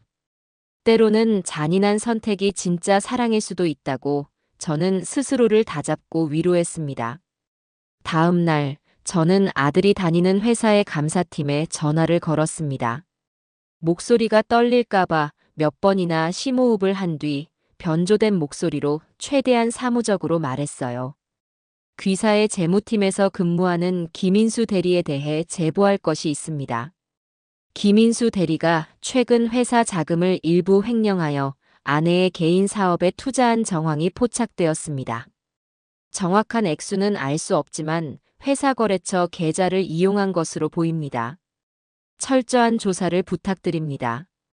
짧은 제보를 마치고 수화기를 내려놓는 순간 온몸에서 힘이 쭉 빠져나갔습니다. 물론 아들이 직접 횡령을 한 것은 아니었죠. 하지만 며느리가 아들 명의를 도용해 회사 거래처에까지 돈을 빌렸을 가능성은 충분했습니다. 회사에서 내부 감사를 시작하면 아들은 모든 사실을 털어놓을 수밖에 없을 겁니다. 그 과정에서 자신의 아내가 얼마나 끔찍한 사기꾼인지 깨닫게 되겠죠. 직장에서의 신뢰를 잃고 징계를 받을 수도 있는 위험한 도박이었습니다. 하지만 저는 믿었어요. 제 아들은 뿌리까지 썩은 녀석은 아니라는 것을요. 이 충격이 저 교활한 여자에게서 아들을 떼어놓을 유일한 방법이라고 믿었습니다. 전화를 끊고 돌아서는데 뜨거운 눈물이 뺨을 타고 흘렀습니다. 인수야, 이 아비를 용서하지 마라. 하지만 이것만은 알아다오. 나는 너를 구하고 싶은 것이다. 마음속으로 아들에게 수없이 외쳤습니다. 반격의 서막은 아들의 가슴에 평생 지워지지 않을 상처를 새기는 비정한 방식으로 시작되고 말았습니다. 제가 설치한 덫에 사냥감이 걸려드는 데는 그리 오랜 시간이 걸리지 않았습니다. 제 아들 인수를 회사 앞으로 찾아가 만난 지 고작 사흘째 되던 날 새벽이었습니다. 깊은 잠을 자지 못하고 뒤척이던 제 귓가에 현관 도어락이 작동하는 기계음이 날카롭게 들려왔습니다. 삐삐빅. 누군가 비밀번호를 누르고 있는 소리였죠. 저는 숨을 죽인 채 침대 머리맡에 놓아둔 스마트폰을 집어들었습니다. CCTV 앱을 실행하자 어둠 속에서 현관문을 비추는 카메라 화면이 켜졌습니다. 화면 속에는 검은 옷과 모자로 얼굴을 가린 익숙한 인형이 서 있었습니다. 제 며느리 우희정이었습니다. 그 녀석은 아마 제가 집 비밀번호를 바꾸지 않았을 거라고 생각했던 모양입니다. 하지만 아들이 결혼한 직후 저는 혹시 모를 상황에 대비해 아내와 저만 아는 번호로 이미 바꿔둔 상태였죠. 몇 번의 실패에 신경질이 난 듯 희정은 주변을 두리번거리더니 가방에서 무언가를 꺼내 들었습니다. 철사를 이용해 구식 자물쇠를 따려는 듯 문틈을 낑낑거리며 쑤셔대기 시작했어요. 그 모습을 스마트폰 화면으로 지켜보는 제 심장은 차갑게 가라앉았습니다. 분노보다는 드디어 올 것이 왔다는 기묘한 안정감마저 들었죠. 다행히 제가 현관문에 이중으로 걸어둔 안전고리 때문에 문은 열리지 않았습니다. 초조해진 며느리는 문을 흔들며 나지막이 욕설을 내뱉었습니다. 그리고 그 소리는 제 녹음기에 고스란히 담기고 있었죠. 젠장, 이 늙은이가 문단속은 철저하게 해놨네. 그 집 서류가 어디 있는지 알아내야 하는데. 조금만 더 하면. 바로 그때였습니다. 저는 더 이상 기다릴 필요가 없다고 판단하고 스마트폰으로 112 신고 버튼을 눌렀습니다. 현재 제 집에 도둑이 들어와 문을 강제로 열려고 시도하고 있다고 최대한 침착하게 상황을 설명했죠. 경찰이 출동하는 데는 5분도 채 걸리지 않았습니다. 아파트 복도에 경찰의 발소리가 울려 퍼지자 희정은 화들짝 놀라며 그 자리에 얼어붙었습니다. 꼼짝없이 현행범으로 체포되는 순간이었죠. 잠시 후 경찰의 연락을 받고 한숨에 달려온 아들 인수가 파출소의 모습을 드러냈습니다. 희정은 제 아들을 보자마자 기다렸다는 듯이 눈물을 쏟아내며 거짓말을 늘어놓기 시작했어요. 여보, 나 너무 억울해. 아버님 댁에 드릴 것이 있어서 잠깐 들렀는데 열쇠를 잃어버려서 문을 못 열고 있었던 것뿐이야. 그런데 아버님이 나를 도둑으로 오해하고 신고하신 거야. 흑흑. 그 뻔뻔한 연기에 아들은 또다시 흔들리는 눈치였습니다. 하지만 경찰이 제게서 전송받은 CCTV 영상을 보여주자 상황은 순식간에 역전되었습니다. 영상 속에는 희정이 능숙하게 철사로 문을 따려 시도하는 장면과 집 서류를 찾아야 한다고 중얼거리는 목소리가 선명하게 기록되어 있었기 때문입니다. 이게 어떻게 된 거야, 희정아?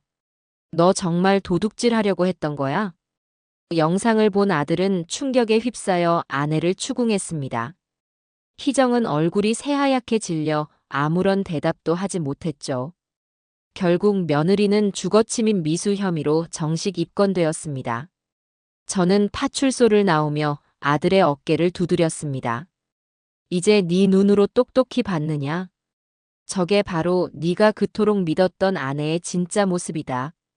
아들은 아무 말 없이 고개만 떨구었습니다. 그의 마음속에 자리 잡고 있던 믿음의 성벽에 비로소 첫 번째 균열이 생겨나는 순간이었습니다. 며느리의 범죄 시도는 거기서 그치지 않았습니다.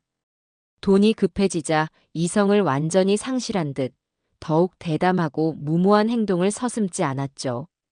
며칠 뒤 저는 동네 부동산 사장님에게서 뜻밖의 전화를 받았습니다. 제가 오래전부터 집을 내놓을 때마다 신세를 졌던 분이었어요. 사장님, 저 김관식입니다. 어쩐 일이십니까? 어르신, 별일 없으시죠? 다름이 아니라 조금 전에 어떤 아주머니 한 분이 어르신 댁을 내놓으려고 저희 부동산에 찾아왔었는데요.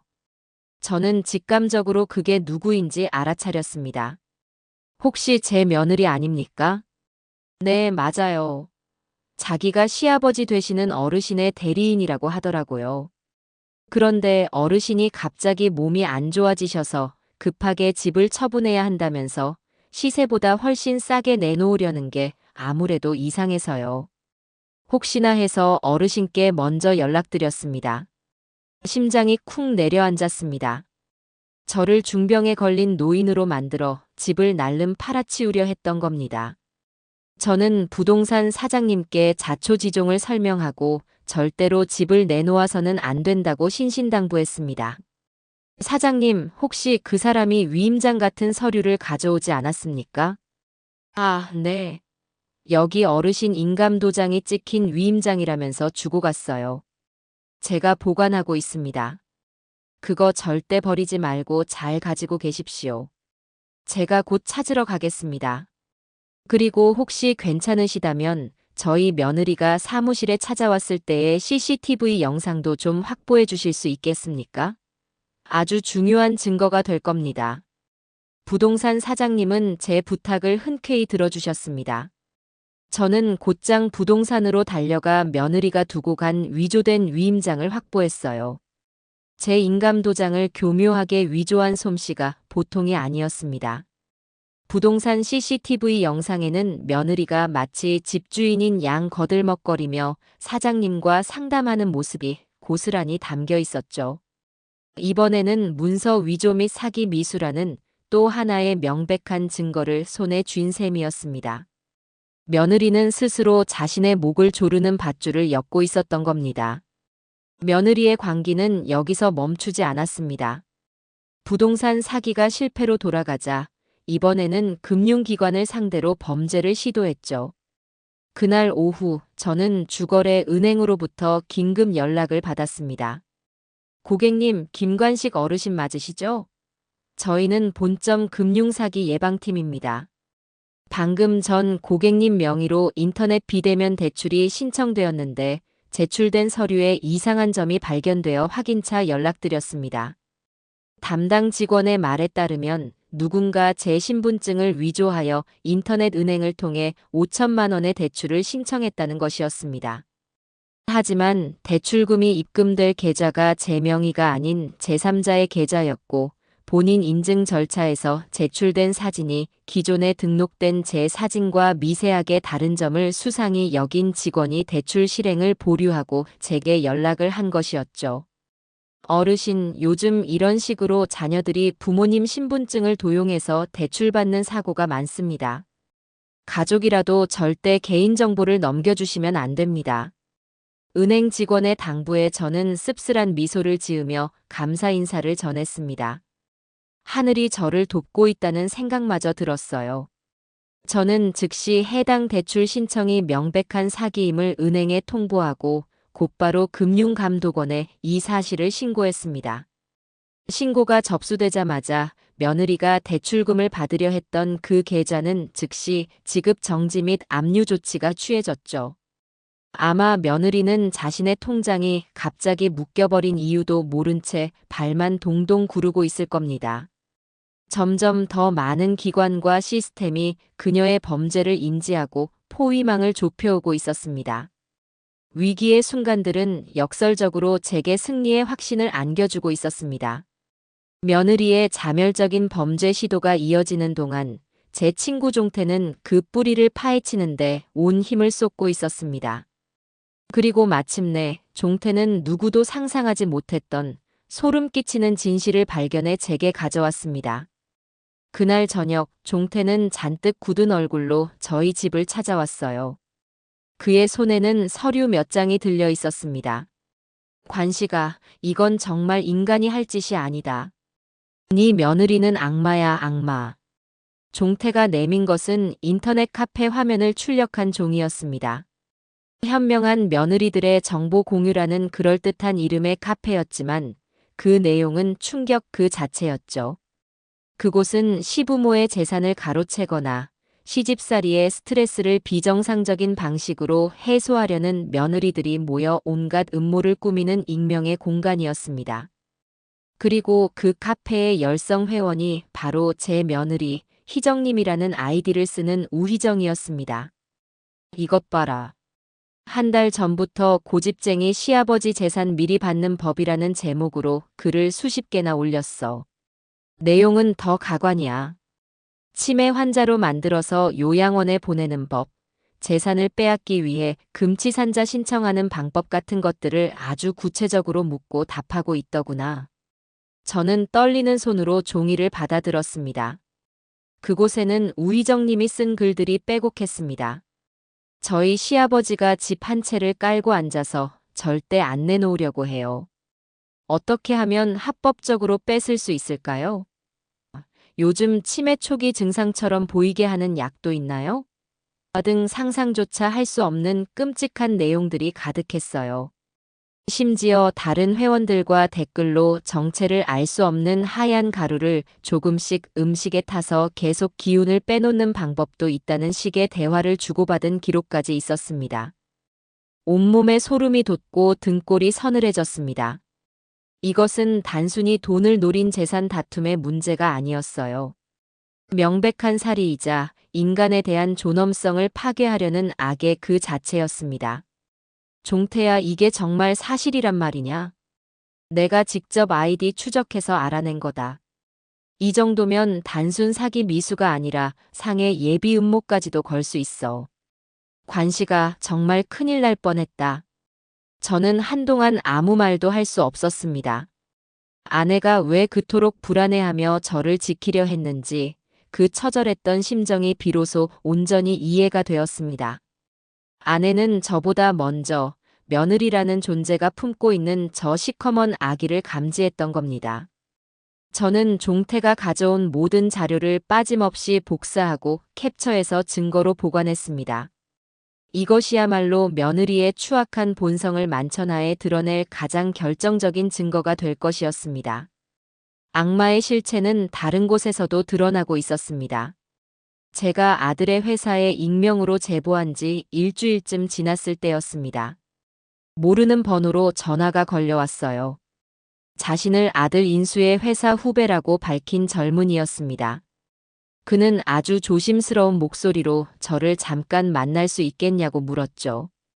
다음 날 회사 근처 카페에서 만난 아들의 후배는 제게 충격적인 사실을 털어놓았습니다. 저 어르신, 제가 이런 말씀드리는 게 맞는지 모르겠습니다만 사실 인수 형수님께서 저희 회사 거래처 여러 곳에 인수 형님 이름을 팔아 돈을 빌리고 다니셨습니다. 알고 보니 며느리는 아들의 회사 명함과 재직 증명서까지 위조해서 마치 회사의 공식적인 업무인 것처럼 속여 거래처 사장들에게 접근했던 겁니다. 회사가 지금 급하게 자금이 필요한데 비공식적으로 잠깐만 빌려주시면 높은 이자를 쳐서 갚겠다는 식이었죠. 아들이 회사에서 신임이 두터웠던 터라 몇몇 거래처 사장님들이 의심 없이 돈을 빌려주었던 겁니다. 피해 업체가 5곳이고 총액은 3천만 원에 달합니다. 사장님들이 인수형을 딱하게 여겨서 아직 회사에는 알리지 않고 저희들끼리만 쉬쉬하고 있었습니다. 그런데 최근에 회사에서 감사가 시작되면서 이 일이 터질까봐 다들 전전긍긍하고 있습니다. 저는 아들 후배의 손을 잡고 진심으로 고맙다고 말했습니다. 그 젊은이가 아니었다면 제 아들은 횡령이라는 누명까지 뒤집었을 뻔했던 겁니다. 저는 그 자리에서 즉시 피해를 입은 거래처 사장님들께 모두 연락을 드렸습니다. 그리고 제 돈으로 3천만 원을 모두 변제했죠. 사장님들은 제게 미안해하며 며느리에게 받은 차용증을 모두 넘겨주었습니다. 이것 또한 며느리를 사기죄로 고소할 매우 중요하고도 확실한 증거가 되었습니다. 아들을 지키기 위해 쓴 돈이었지만 결과적으로는 며느리의 목을 조를 또 하나의 칼이 된 셈이었죠. 그리고 마침내 며느리의 두 얼굴을 제 아들 인수가 직접 확인하게 될 결정적인 순간이 찾아왔습니다. 그날은 아내의 제사였습니다. 저는 아들 내외를 부르지 않고 손주들만 저희 집으로 오라고 했죠. 오랜만에 만난 아이들은 제 품에 안겨 할머니가 보고 싶다며 눈물을 글썽였습니다. 저는 아이들을 위해 정성껏 저녁을 차려주며 아무렇지 않은 척 넌지시 물었습니다. 그래, 요즘 엄마 아빠는 잘 지내시냐? 할아버지한테는 통 연락이 없어서 궁금하구나. 그러자 이제 막 초등학교에 들어간 큰손자가 우물쭈물하며 충격적인 말을 꺼냈습니다. 할아버지 사실은요. 얼마 전에 엄마가 할아버지 드리는 물에 뭘 타려고 했어요. 하얀 가루였는데 저희가 쳐다보니까 깜짝 놀라서 그냥 버렸어요. 순간 제 심장이 멎는 것 같았습니다. 인터넷 카페에서 보았던 그 사악한 댓글이 머릿속을 스쳐 지나갔어요. 제 옆에 있던 어린 손녀딸이 울먹이며 말을 보탰습니다. 엄마가 맨날 우리한테 할아버지가 빨리 죽었으면 좋겠다고 말해요. 할아버지만 없어지면 우리가 큰 집에서 살 수 있다고요.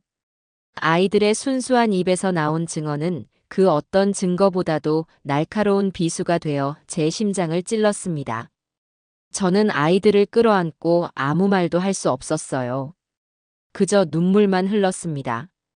아이들을 진정시킨 뒤 저는 떨리는 목소리로 아이들의 증언을 모두 녹음했습니다. 그리고 그날 밤 아들을 집으로 불렀죠. 아무것도 모른 채 집으로 들어서는 아들 앞에 저는 녹음기를 틀었습니다. 녹음기에서 아이들의 목소리가 흘러나오자 아들의 얼굴은 점차 하얗게 질겨갔습니다. 자신의 아이들이 직접 엄마의 만행을 증언하는 것을 듣는 심정이 어땠을까요? 녹음이 끝나자 아들은 무너져 내렸습니다. 바닥에 주저앉아 아이처럼 오열하기 시작했어요. 아니야, 이건 사실이 아닐 거야. 희정이가, 설마 희정이가. 이제 알겠느냐? 네가 그토록 믿었던 여자의 진짜 모습을. 저건 사람 잡을 뻔한 짓이야, 이놈아. 제 외침에 아들은 고개를 들지 못했습니다. 그동안 아내의 거짓말에 속아 저를 원망하고 의심했던 모든 순간들이 주마등처럼 스쳐 지나가는 듯 보였어요. 아들은 한참을 울부짖다가 마침내 고개를 들고 제게 말했습니다. 그의 눈에는 더 이상 의심과 불신이 아닌 처절한 현실을 깨달은 자의 깊은 절망과 분노가 담겨 있었습니다. 아버지, 이건 사람이 할 짓이 아닙니다. 아버지, 제가 어떻게 해야 합니까? 그 한마디를 듣기 위해 저는 너무도 길고 험난한 길을 걸어왔습니다. 저는 아들의 어깨를 말없이 두드려 주었습니다. 이제야 비로소 제 아들이 저 악마의 소나기에서 벗어나 제 곁으로 돌아온 것입니다. 아들이 모든 진실을 마주하고 제 편에 서기로 결심한 다음 날, 우리의 대반격은 본격적으로 시작되었습니다. 저는 아들과 함께 변호사 사무실을 다시 찾아갔어요. 그리고 그동안 제가 목숨을 걸고 모아온 모든 증거들을 변호사 앞에 펼쳐놓았습니다. 며느리가 집 현관문을 따려다 실패하는 모습이 담긴 CCTV 영상 50여 개, 집 서류를 찾아야 한다고 중얼거리는 목소리가 담긴 녹음 파일 30여 개, 위조된 위임장과 인감도장, 금융사기 미수 기록, 그리고 인터넷 카페에 올렸던 소름 끼치는 글들과 아이들의 증언이 담긴 녹음 파일까지. 증거의 양은 상상을 초월할 정도로 방대하고 명백했습니다. 증거들을 하나씩 검토하던 변호사는 혀를 내둘렀습니다. 아버님, 이건 정말 영화에서나 나올 법한 일이군요. 이 정도 증거라면 상대방은 절대로 빠져나갈 수 없습니다. 주거침입, 사문서 위조, 사기 미수, 명예 도용, 정보통신망법 위반의 상해 예비 음모까지. 제가 변호사 생활을 하면서 이렇게 완벽하고도 다각적인 증거 자료는 처음 봅니다. 우리는 곧바로 우희정을 상대로 형사 고소장을 접수했습니다. 죄목은 셀 수 없을 정도로 많았죠. 사건을 배당받은 검사 역시 저희가 제출한 증거 자료들을 보고는 감탄하며 이 정도 사안이면 구속 수사는 물론이고 중형을 피하기 어려울 겁니다. 아버님께서 정말 대단한 일을 하셨습니다라고 말했습니다. 법의 칼날이 드디어 악마의 목을 향해 겨눠지기 시작한 겁니다. 고소 사실이 알려지자 가장 먼저 연락이 온 곳은 며느리의 친정이었습니다. 사돈 내외는 전화를 걸어와 다짜고짜 제게 화를 내더군요. 아니, 사돈 어른. 어떻게 사람을 이렇게 파렴치한 범죄자로 만들 수가 있습니까? 우리 딸이 절대 그럴 애가 아닌데 이건 분명히 사돈께서 모함하시는 겁니다. 저는 더 이상 그들과 말로 싸울 필요를 느끼지 못했습니다. 그저 조용히 말했죠. 정그렇게 억울하시면 직접 와서 당신들 따님의 진짜 모습을 확인하시지요. 며칠 뒤 잔뜩 격앙된 얼굴로 저희 집을 찾아온 사돈 내외 앞에 저는 그동안 모았던 증거들을 하나씩 보여주었습니다. CCTV 영상, 녹음 파일, 그리고 그들의 딸이 직접 인터넷에 올린 글들까지. 증거가 하나씩 드러날 때마다 사돈 내외의 얼굴은 점차 하얗게 질겨갔고 아이들의 증언이 담긴 녹음 파일을 들려주었을 때 사돈 안어른은 결국 그 자리에 주저앉아 오열하기 시작했습니다. 맙소사 내 딸이 어쩌다 저런 괴물이 되었을꼬. 모든 진실을 알게 된 사돈은 더 이상 아무 말도 하지 못했습니다. 잠시 후 사돈 양반은 제 앞에 무릎을 꿇었습니다. 사돈 어른, 제가 죄인입니다. 제가 딸을 잘못 키웠습니다. 사실 희정이가 결혼 전에도 저희 돈을 몰래 빼돌려서 집안을 파산시킨 전력이 있습니다. 저희는 그저 결혼해서 정신 차리고 잘 살기만을 바랐는데 이렇게 끔찍한 짓을 저지를 줄은 꿈에도 몰랐습니다. 저희가 다 증언하겠습니다. 제 딸이지만 저 아이는 반드시 죗값을 치러야 합니다. 친정 부모마저 등을 돌린 며느리는 이제 완벽하게 고립되었습니다. 그녀를 비호해줄 사람은 이 세상 어디에도 남아있지 않았죠. 피해자 모임의 활동도 결실을 보기 시작했습니다. 저희가 확보한 증거와 늘어난 피해자들의 진술을 바탕으로 공동소송이 정식으로 접수되었습니다. 피해자 수는 어느새 30명을 훌쩍 넘어섰고 총 피해액은 15억 원에 육박했죠. 사건의 규모가 커지자 언론에서도 이 사건에 주목하기 시작했습니다. 종태가 아는 기자에게 이 사건을 제보했고 며칠 뒤 한 시사 프로그램에서 희대의 며느리 사기꾼, 두 얼굴의 악마라는 제목으로 이 사건을 대대적으로 보도했습니다. 방송에는 모자이크 처리된 며느리의 사진과 함께 피해자들의 절절한 인터뷰, 그리고 제가 제공한 일부 증거 자료들이 공개되었습니다. 방송이 나간 후 세상은 발칵 뒤집혔습니다. 사람들은 어떻게 한 인간이 이토록 끔찍한 짓을 저지를 수 있냐며 경악했고 며느리에 대한 비난 여론이 들끓었죠. 한편 아들 인수는 회사로부터 정식으로 징계위원회에 회부되었습니다. 하지만 아들은 위원회에서 모든 사실을 정직하게 털어놓았고 제가 대신 변제한 거래처의 채무 기록과 아내를 고소한 서류들을 증거로 제출했습니다. 모든 정황을 파악한 회사 측은 아들 역시 아내에게 속은 명백한 피해자라는 사실을 인정해 주었습니다. 인수 씨도 피해자인데 우리가 어떻게 징계를 하겠나. 그동안 마음고생 많았네. 자네 아버님이 정말 대단한 분이시야. 이제 다 잊고 다시 열심히 일하게. 회사의 배려로 아들은 직장을 잃을 위기에서 벗어나 무사히 복직할 수 있었습니다. 모든 것을 잃을 뻔했던 아들은 비로소 아버지의 진정한 사랑과 희생을 깨닫고 제 앞에서 하염없이 눈물을 흘렸습니다. 아버지, 제가 정말 죄인입니다. 아버지가 아니었다면 저는 평생을 저 악마의 노예로 살았을 겁니다. 정말 감사합니다. 그리고 죄송합니다. 저는 묵묵히 아들의 등을 두드려 주었습니다. 대반격은 성공적이었습니다. 악마는 이제 법의 심판대와 세상의 지탄이라는 이중의 감옥에 갇히게 된 것입니다. 이제 남은 것은 그 악마가 자신의 죄에 합당한 벌을 받는 것을 지켜보는 일뿐이었습니다. 첫 재판이 열리던 날 법원으로 향하는 제 발걸음은 이상하리만치 차분했습니다.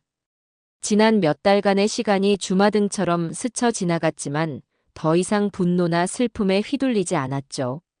제 옆에는 든든하게 훌쩍 자란 아들 인수가 함께 걷고 있었고, 제 손에는 아내의 사진이 담긴 작은 액자가 들려 있었습니다.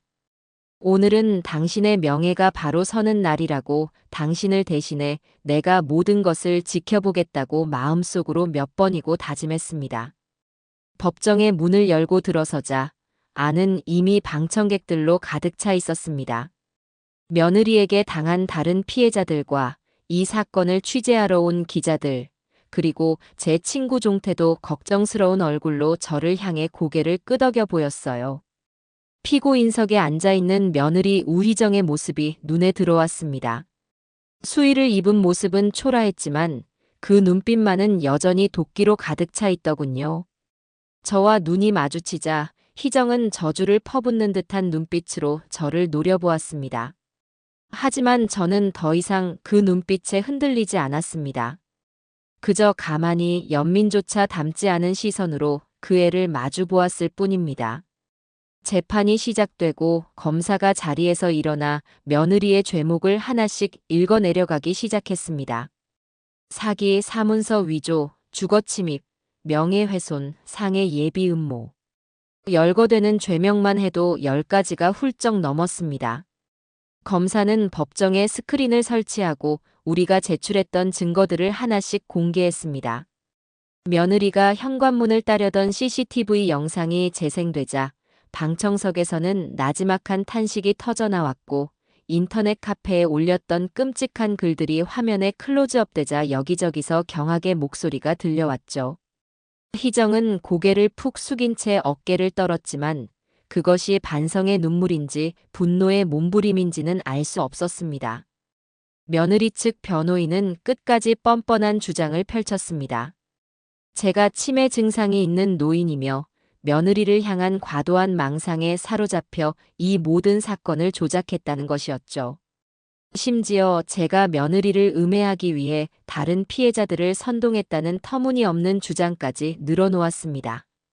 하지만 그들의 주장은 검사가 내놓은 압도적인 증거들 앞에서 힘을 잃어갔습니다.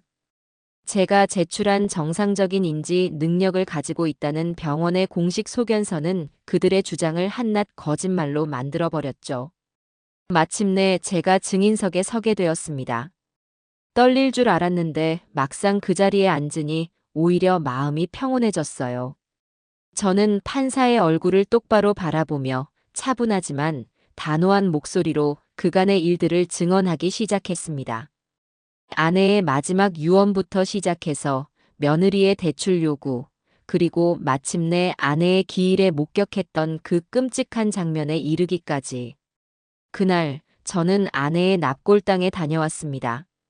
그런데 집에 돌아와 보니 제 며느리가 제 아내의 영정 사진을 바닥에 내려놓고 신발을 신은 채로 짓밟고 있었습니다. 죽어서도 방해가 된다는 저주를 퍼부으면서요. 판사님, 저는 그 순간 제 세상이 무너지는 것을 느꼈습니다. 그것은 단순한 사진 한 장이 아니었습니다. 저와 제 아내가 함께한 50년 세월이자 제 삶 그 자체였습니다. 제 증언이 이어지는 동안 법정은 물을 끼얹은 듯 조용해졌습니다. 방청석 곳곳에서 훌쩍이는 소리가 들려왔고 배심원들의 얼굴은 분노와 연민으로 굳어갔어요. 제 증언이 끝나고 다음 증인으로 뜻밖의 인물이 호명되었습니다. 바로 며느리의 친정어머니 사돈 안어른이었습니다. 증인석에 선 사돈은 차마 고개를 들지 못하고 눈물만 뚝뚝 흘렸습니다. 그리고는 떨리는 목소리로 자신의 딸이 결혼 전부터 가족들을 상대로 사기를 치고 집안을 파산시켰던 과거를 모두 고백했습니다. 판사님, 제 딸이지만 저 아이는 벌을 받아야만 합니다. 저 아이는 돈을 위해서라면 부모 형제도 남편도 시아버지도 안중에 없는 무서운 아이입니다. 제가 죄인입니다. 저런 괴물을 세상에 내놓은 제가 못된 년입니다. 친어머니의 증언은 며느리에게 내리꽂는 마지막 결정타였습니다. 희정은 고개를 들고 자신의 어머니를 향해 엄마, 지금 뭐 하는 거야? 당신까지 나한테 어떻게 이럴 수 있어? 라고 악을 썼지만 그 발악은 처절한 단말마처럼 들릴 뿐이었죠. 최후 변론에서 검사는 징역 7년을 구형했습니다. 검사는 피고인은 인간으로서 마땅히 지켜야 할 최소한의 도리마저 저버린 반사회적 범죄자라며 특히 고인이 된 시어머니의 명예를 짓밟은 행위는 그 어떤 이유로도 용서받을 수 없는 폐륜이라고 강하게 질타했습니다. 며칠 뒤 드디어 선고 공판일이 되었습니다. 저는 그날도 아들의 손을 잡고 법정에 앉았죠. 판사는 판결문을 읽어 내려가기 시작했습니다. 피고인 우희정. 피고인의 죄질은 매우 불량하며 다수의 피해자에게 막대한 재산상의 손해와 회복할 수 없는 정신적 고통을 안겨주었다. 또한 자신의 범죄를 반성하기는커녕 모든 책임을 고령의 시아버지에게 전가하려는 등 개전의 정이 전혀 보이지 않는다. 이에 재판부는 피고인에게 징역 5년을 선고한다. 땅. 판사가 의사봉을 내리치는 소리가 법정 전체에 울려 퍼졌습니다. 그 순간 며느리 희정은 무너져 내렸습니다. 아니야. 내가 뭘 그렇게 잘못했는데. 이건 모함이야. 억울해. 라고 소리치며 발버둥 쳤지만 법정 경위들이 달려들어 그녀의 팔을 제압하고 차가운 수갑을 채웠습니다. 수갑을 찬 채 끌려나가면서도 희정은 끝까지 저를 향해 저주 가득한 눈빛을 거두지 않았죠. 그 모습을 지켜보던 아들 인수는 조용히 눈을 감았습니다. 길고 길었던 악연이 드디어 법의 이름으로 단죄되는 순간이었습니다. 재판이 끝나고 며칠 뒤 아들은 이혼 서류를 들고 구치소로 며느리를 찾아갔습니다. 저는 따라가지 않았어요. 그들의 마지막은 아들 스스로 매듭짓게 하고 싶었습니다. 나중에 돌아온 아들의 말에 따르면 며느리는 마지막 순간까지도 자신의 잘못을 뉘우치지 않았다고 합니다. 이혼? 좋아해. 어차피 당신처럼 무능한 남자한테 더 이상 기대할 것도 없었어. 당신이 조금만 더 유능했어도 당신 아버지를 잘 구슬렸어도 일이 이렇게까지 되지는 않았을 거 아니야. 모든 것을 남의 탓으로 돌리는 그 말을 마지막으로 듣고 아들은 미련 없이 돌아섰다고 합니다. 그리고 제게 이렇게 말했죠. 아버지 말씀이 전부 맞았습니다. 제가 정말 어리석고 눈먼 바보였습니다. 이제야 제정신이 들었습니다. 아들의 눈에는 후회와 함께 새로운 삶을 시작하려는 굳은 의지가 담겨 있었습니다. 며느리에 대한 법적인 심판뿐만 아니라 제 아들에 대한 정신적인 구원도 함께 이루어진 셈이었죠.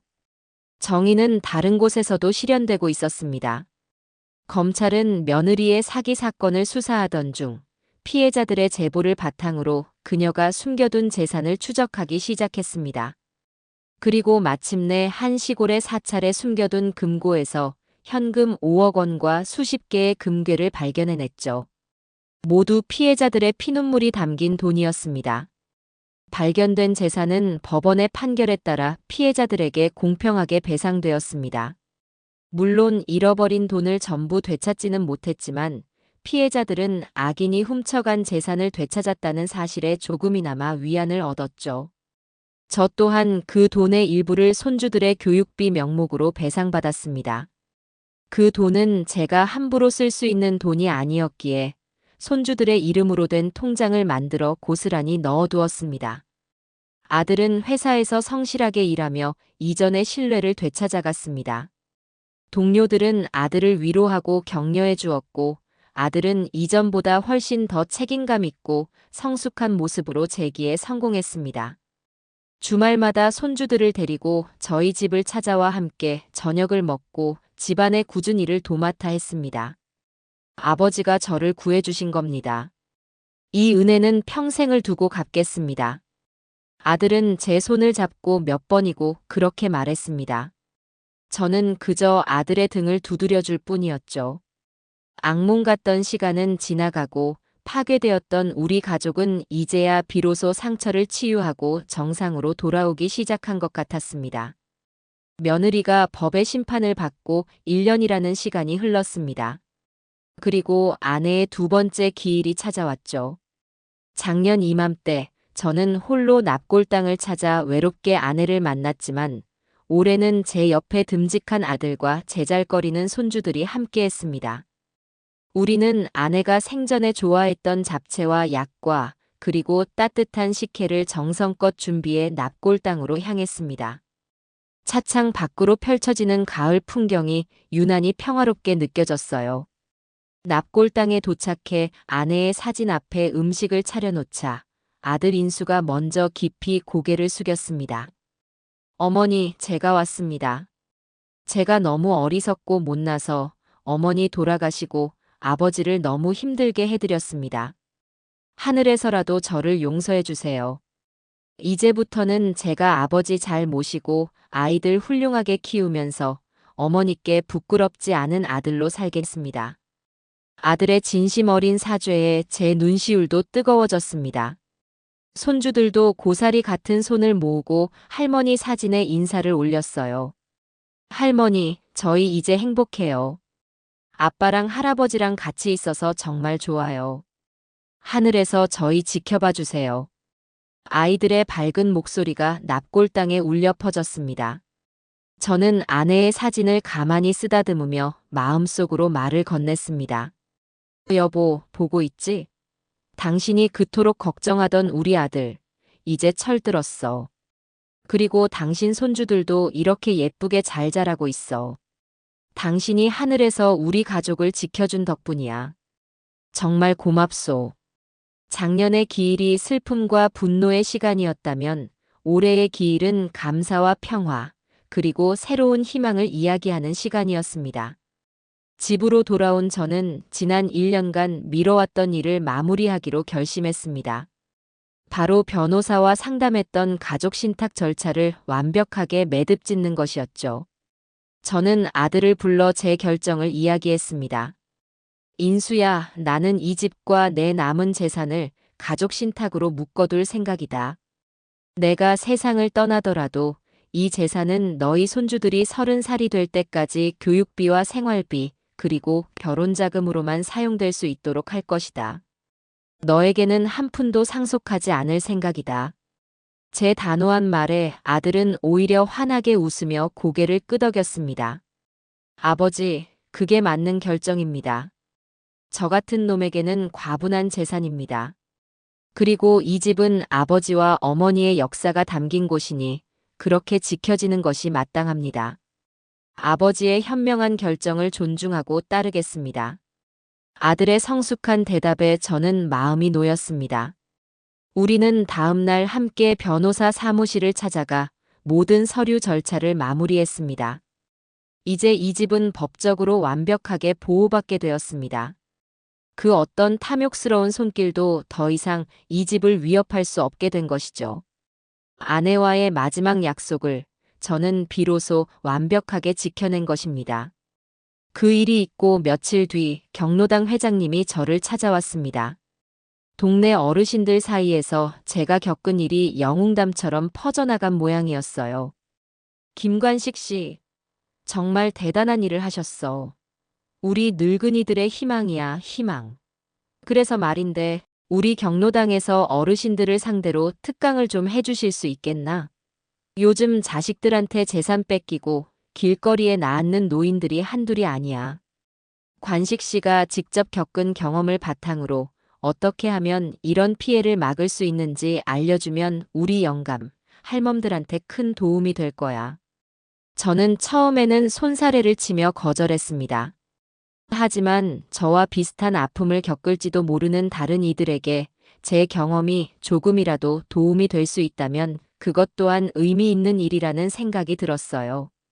저는 회장님의 요청을 수락했습니다. 특강날, 저는 경로당에 모인 수많은 어르신들 앞에서 제가 겪은 일들과 법적으로 자신을 보호하는 방법, 그리고 의심스러운 정황이 보일 때 어떻게 대처해야 하는지를 차근차근 설명해 드렸습니다. 제 이야기에 눈물을 훔치는 분도 있었고 분노하며 주먹을 쥐는 분도 있었죠. 특강이 끝나자 어르신들은 제게 다가와 손을 잡으며 고맙다고 정말 큰 용기를 얻었다고 말씀해 주셨습니다. 그 순간 저는 제 개인의 아픔이 더 이상 저만의 것이 아님을 깨달았습니다. 제 상처가 다른 누군가에게는 예방주사가 될 수도 있다는 사실에 저는 새로운 삶의 보람을 느끼게 되었습니다. 시간이 흘러 아들은 제게 조심스럽게 한 여자를 소개했습니다.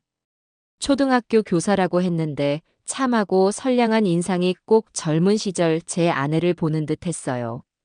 아들은 이전의 실패를 거울 삼아 오랜 시간 신중하게 만남을 이어왔다고 합니다. 아버지, 이번에는 정말 행복해지고 싶습니다. 그리고 아버지를 행복하게 해드리고 싶어요. 신중하게 결정하겠습니다. 그 여자는 제 손주들에게도 진심으로 다정하게 대해주었고 아이들도 그녀를 잘 따랐습니다. 저는 두 사람의 만남을 조용히 축복해주기로 했습니다. 넘어져도 괜찮다. 다시 일어나서 새로운 길을 걸어갈 용기만 있다면 인생은 언제든 다시 시작할 수 있는 것이니까요. 어느 주말 오후 저는 거실 소파에 앉아 창밖을 바라보고 있었습니다. 마당에서는 아들이 새로 만난 여자와 함께 손주들의 공놀이를 지켜보며 환하게 웃고 있었죠. 아이들의 웃음소리가 담장을 넘어 집안 가득 울려 퍼졌습니다. 저는 조용히 일어나 아내의 영정사진 앞으로 다가갔습니다. 사진 속 아내는 여전히 온화한 미소로 저를 바라보고 있었어요. 여보, 당신이 남기고 간 그 마지막 말 한마디 덕분에 내가 우리 가족 모두를 지켜냈어. 이제 정말 아무 걱정 없소. 우리 아들도 손주들도 그리고 나도 이제 정말 행복해. 그러니 당신도 하늘에서 부디 편히 쉬시오. 사랑하오 순영아. 저는 아내의 사진을 어루만지며 나지막이 인사를 올렸습니다. 창밖으로 쏟아져 들어오는 따스한 햇살이 아내의 미소 위로 부서져 내렸습니다. 길고 길었던 폭풍우가 지나가고 제 인생에 비로소 진짜 평화가 찾아왔습니다.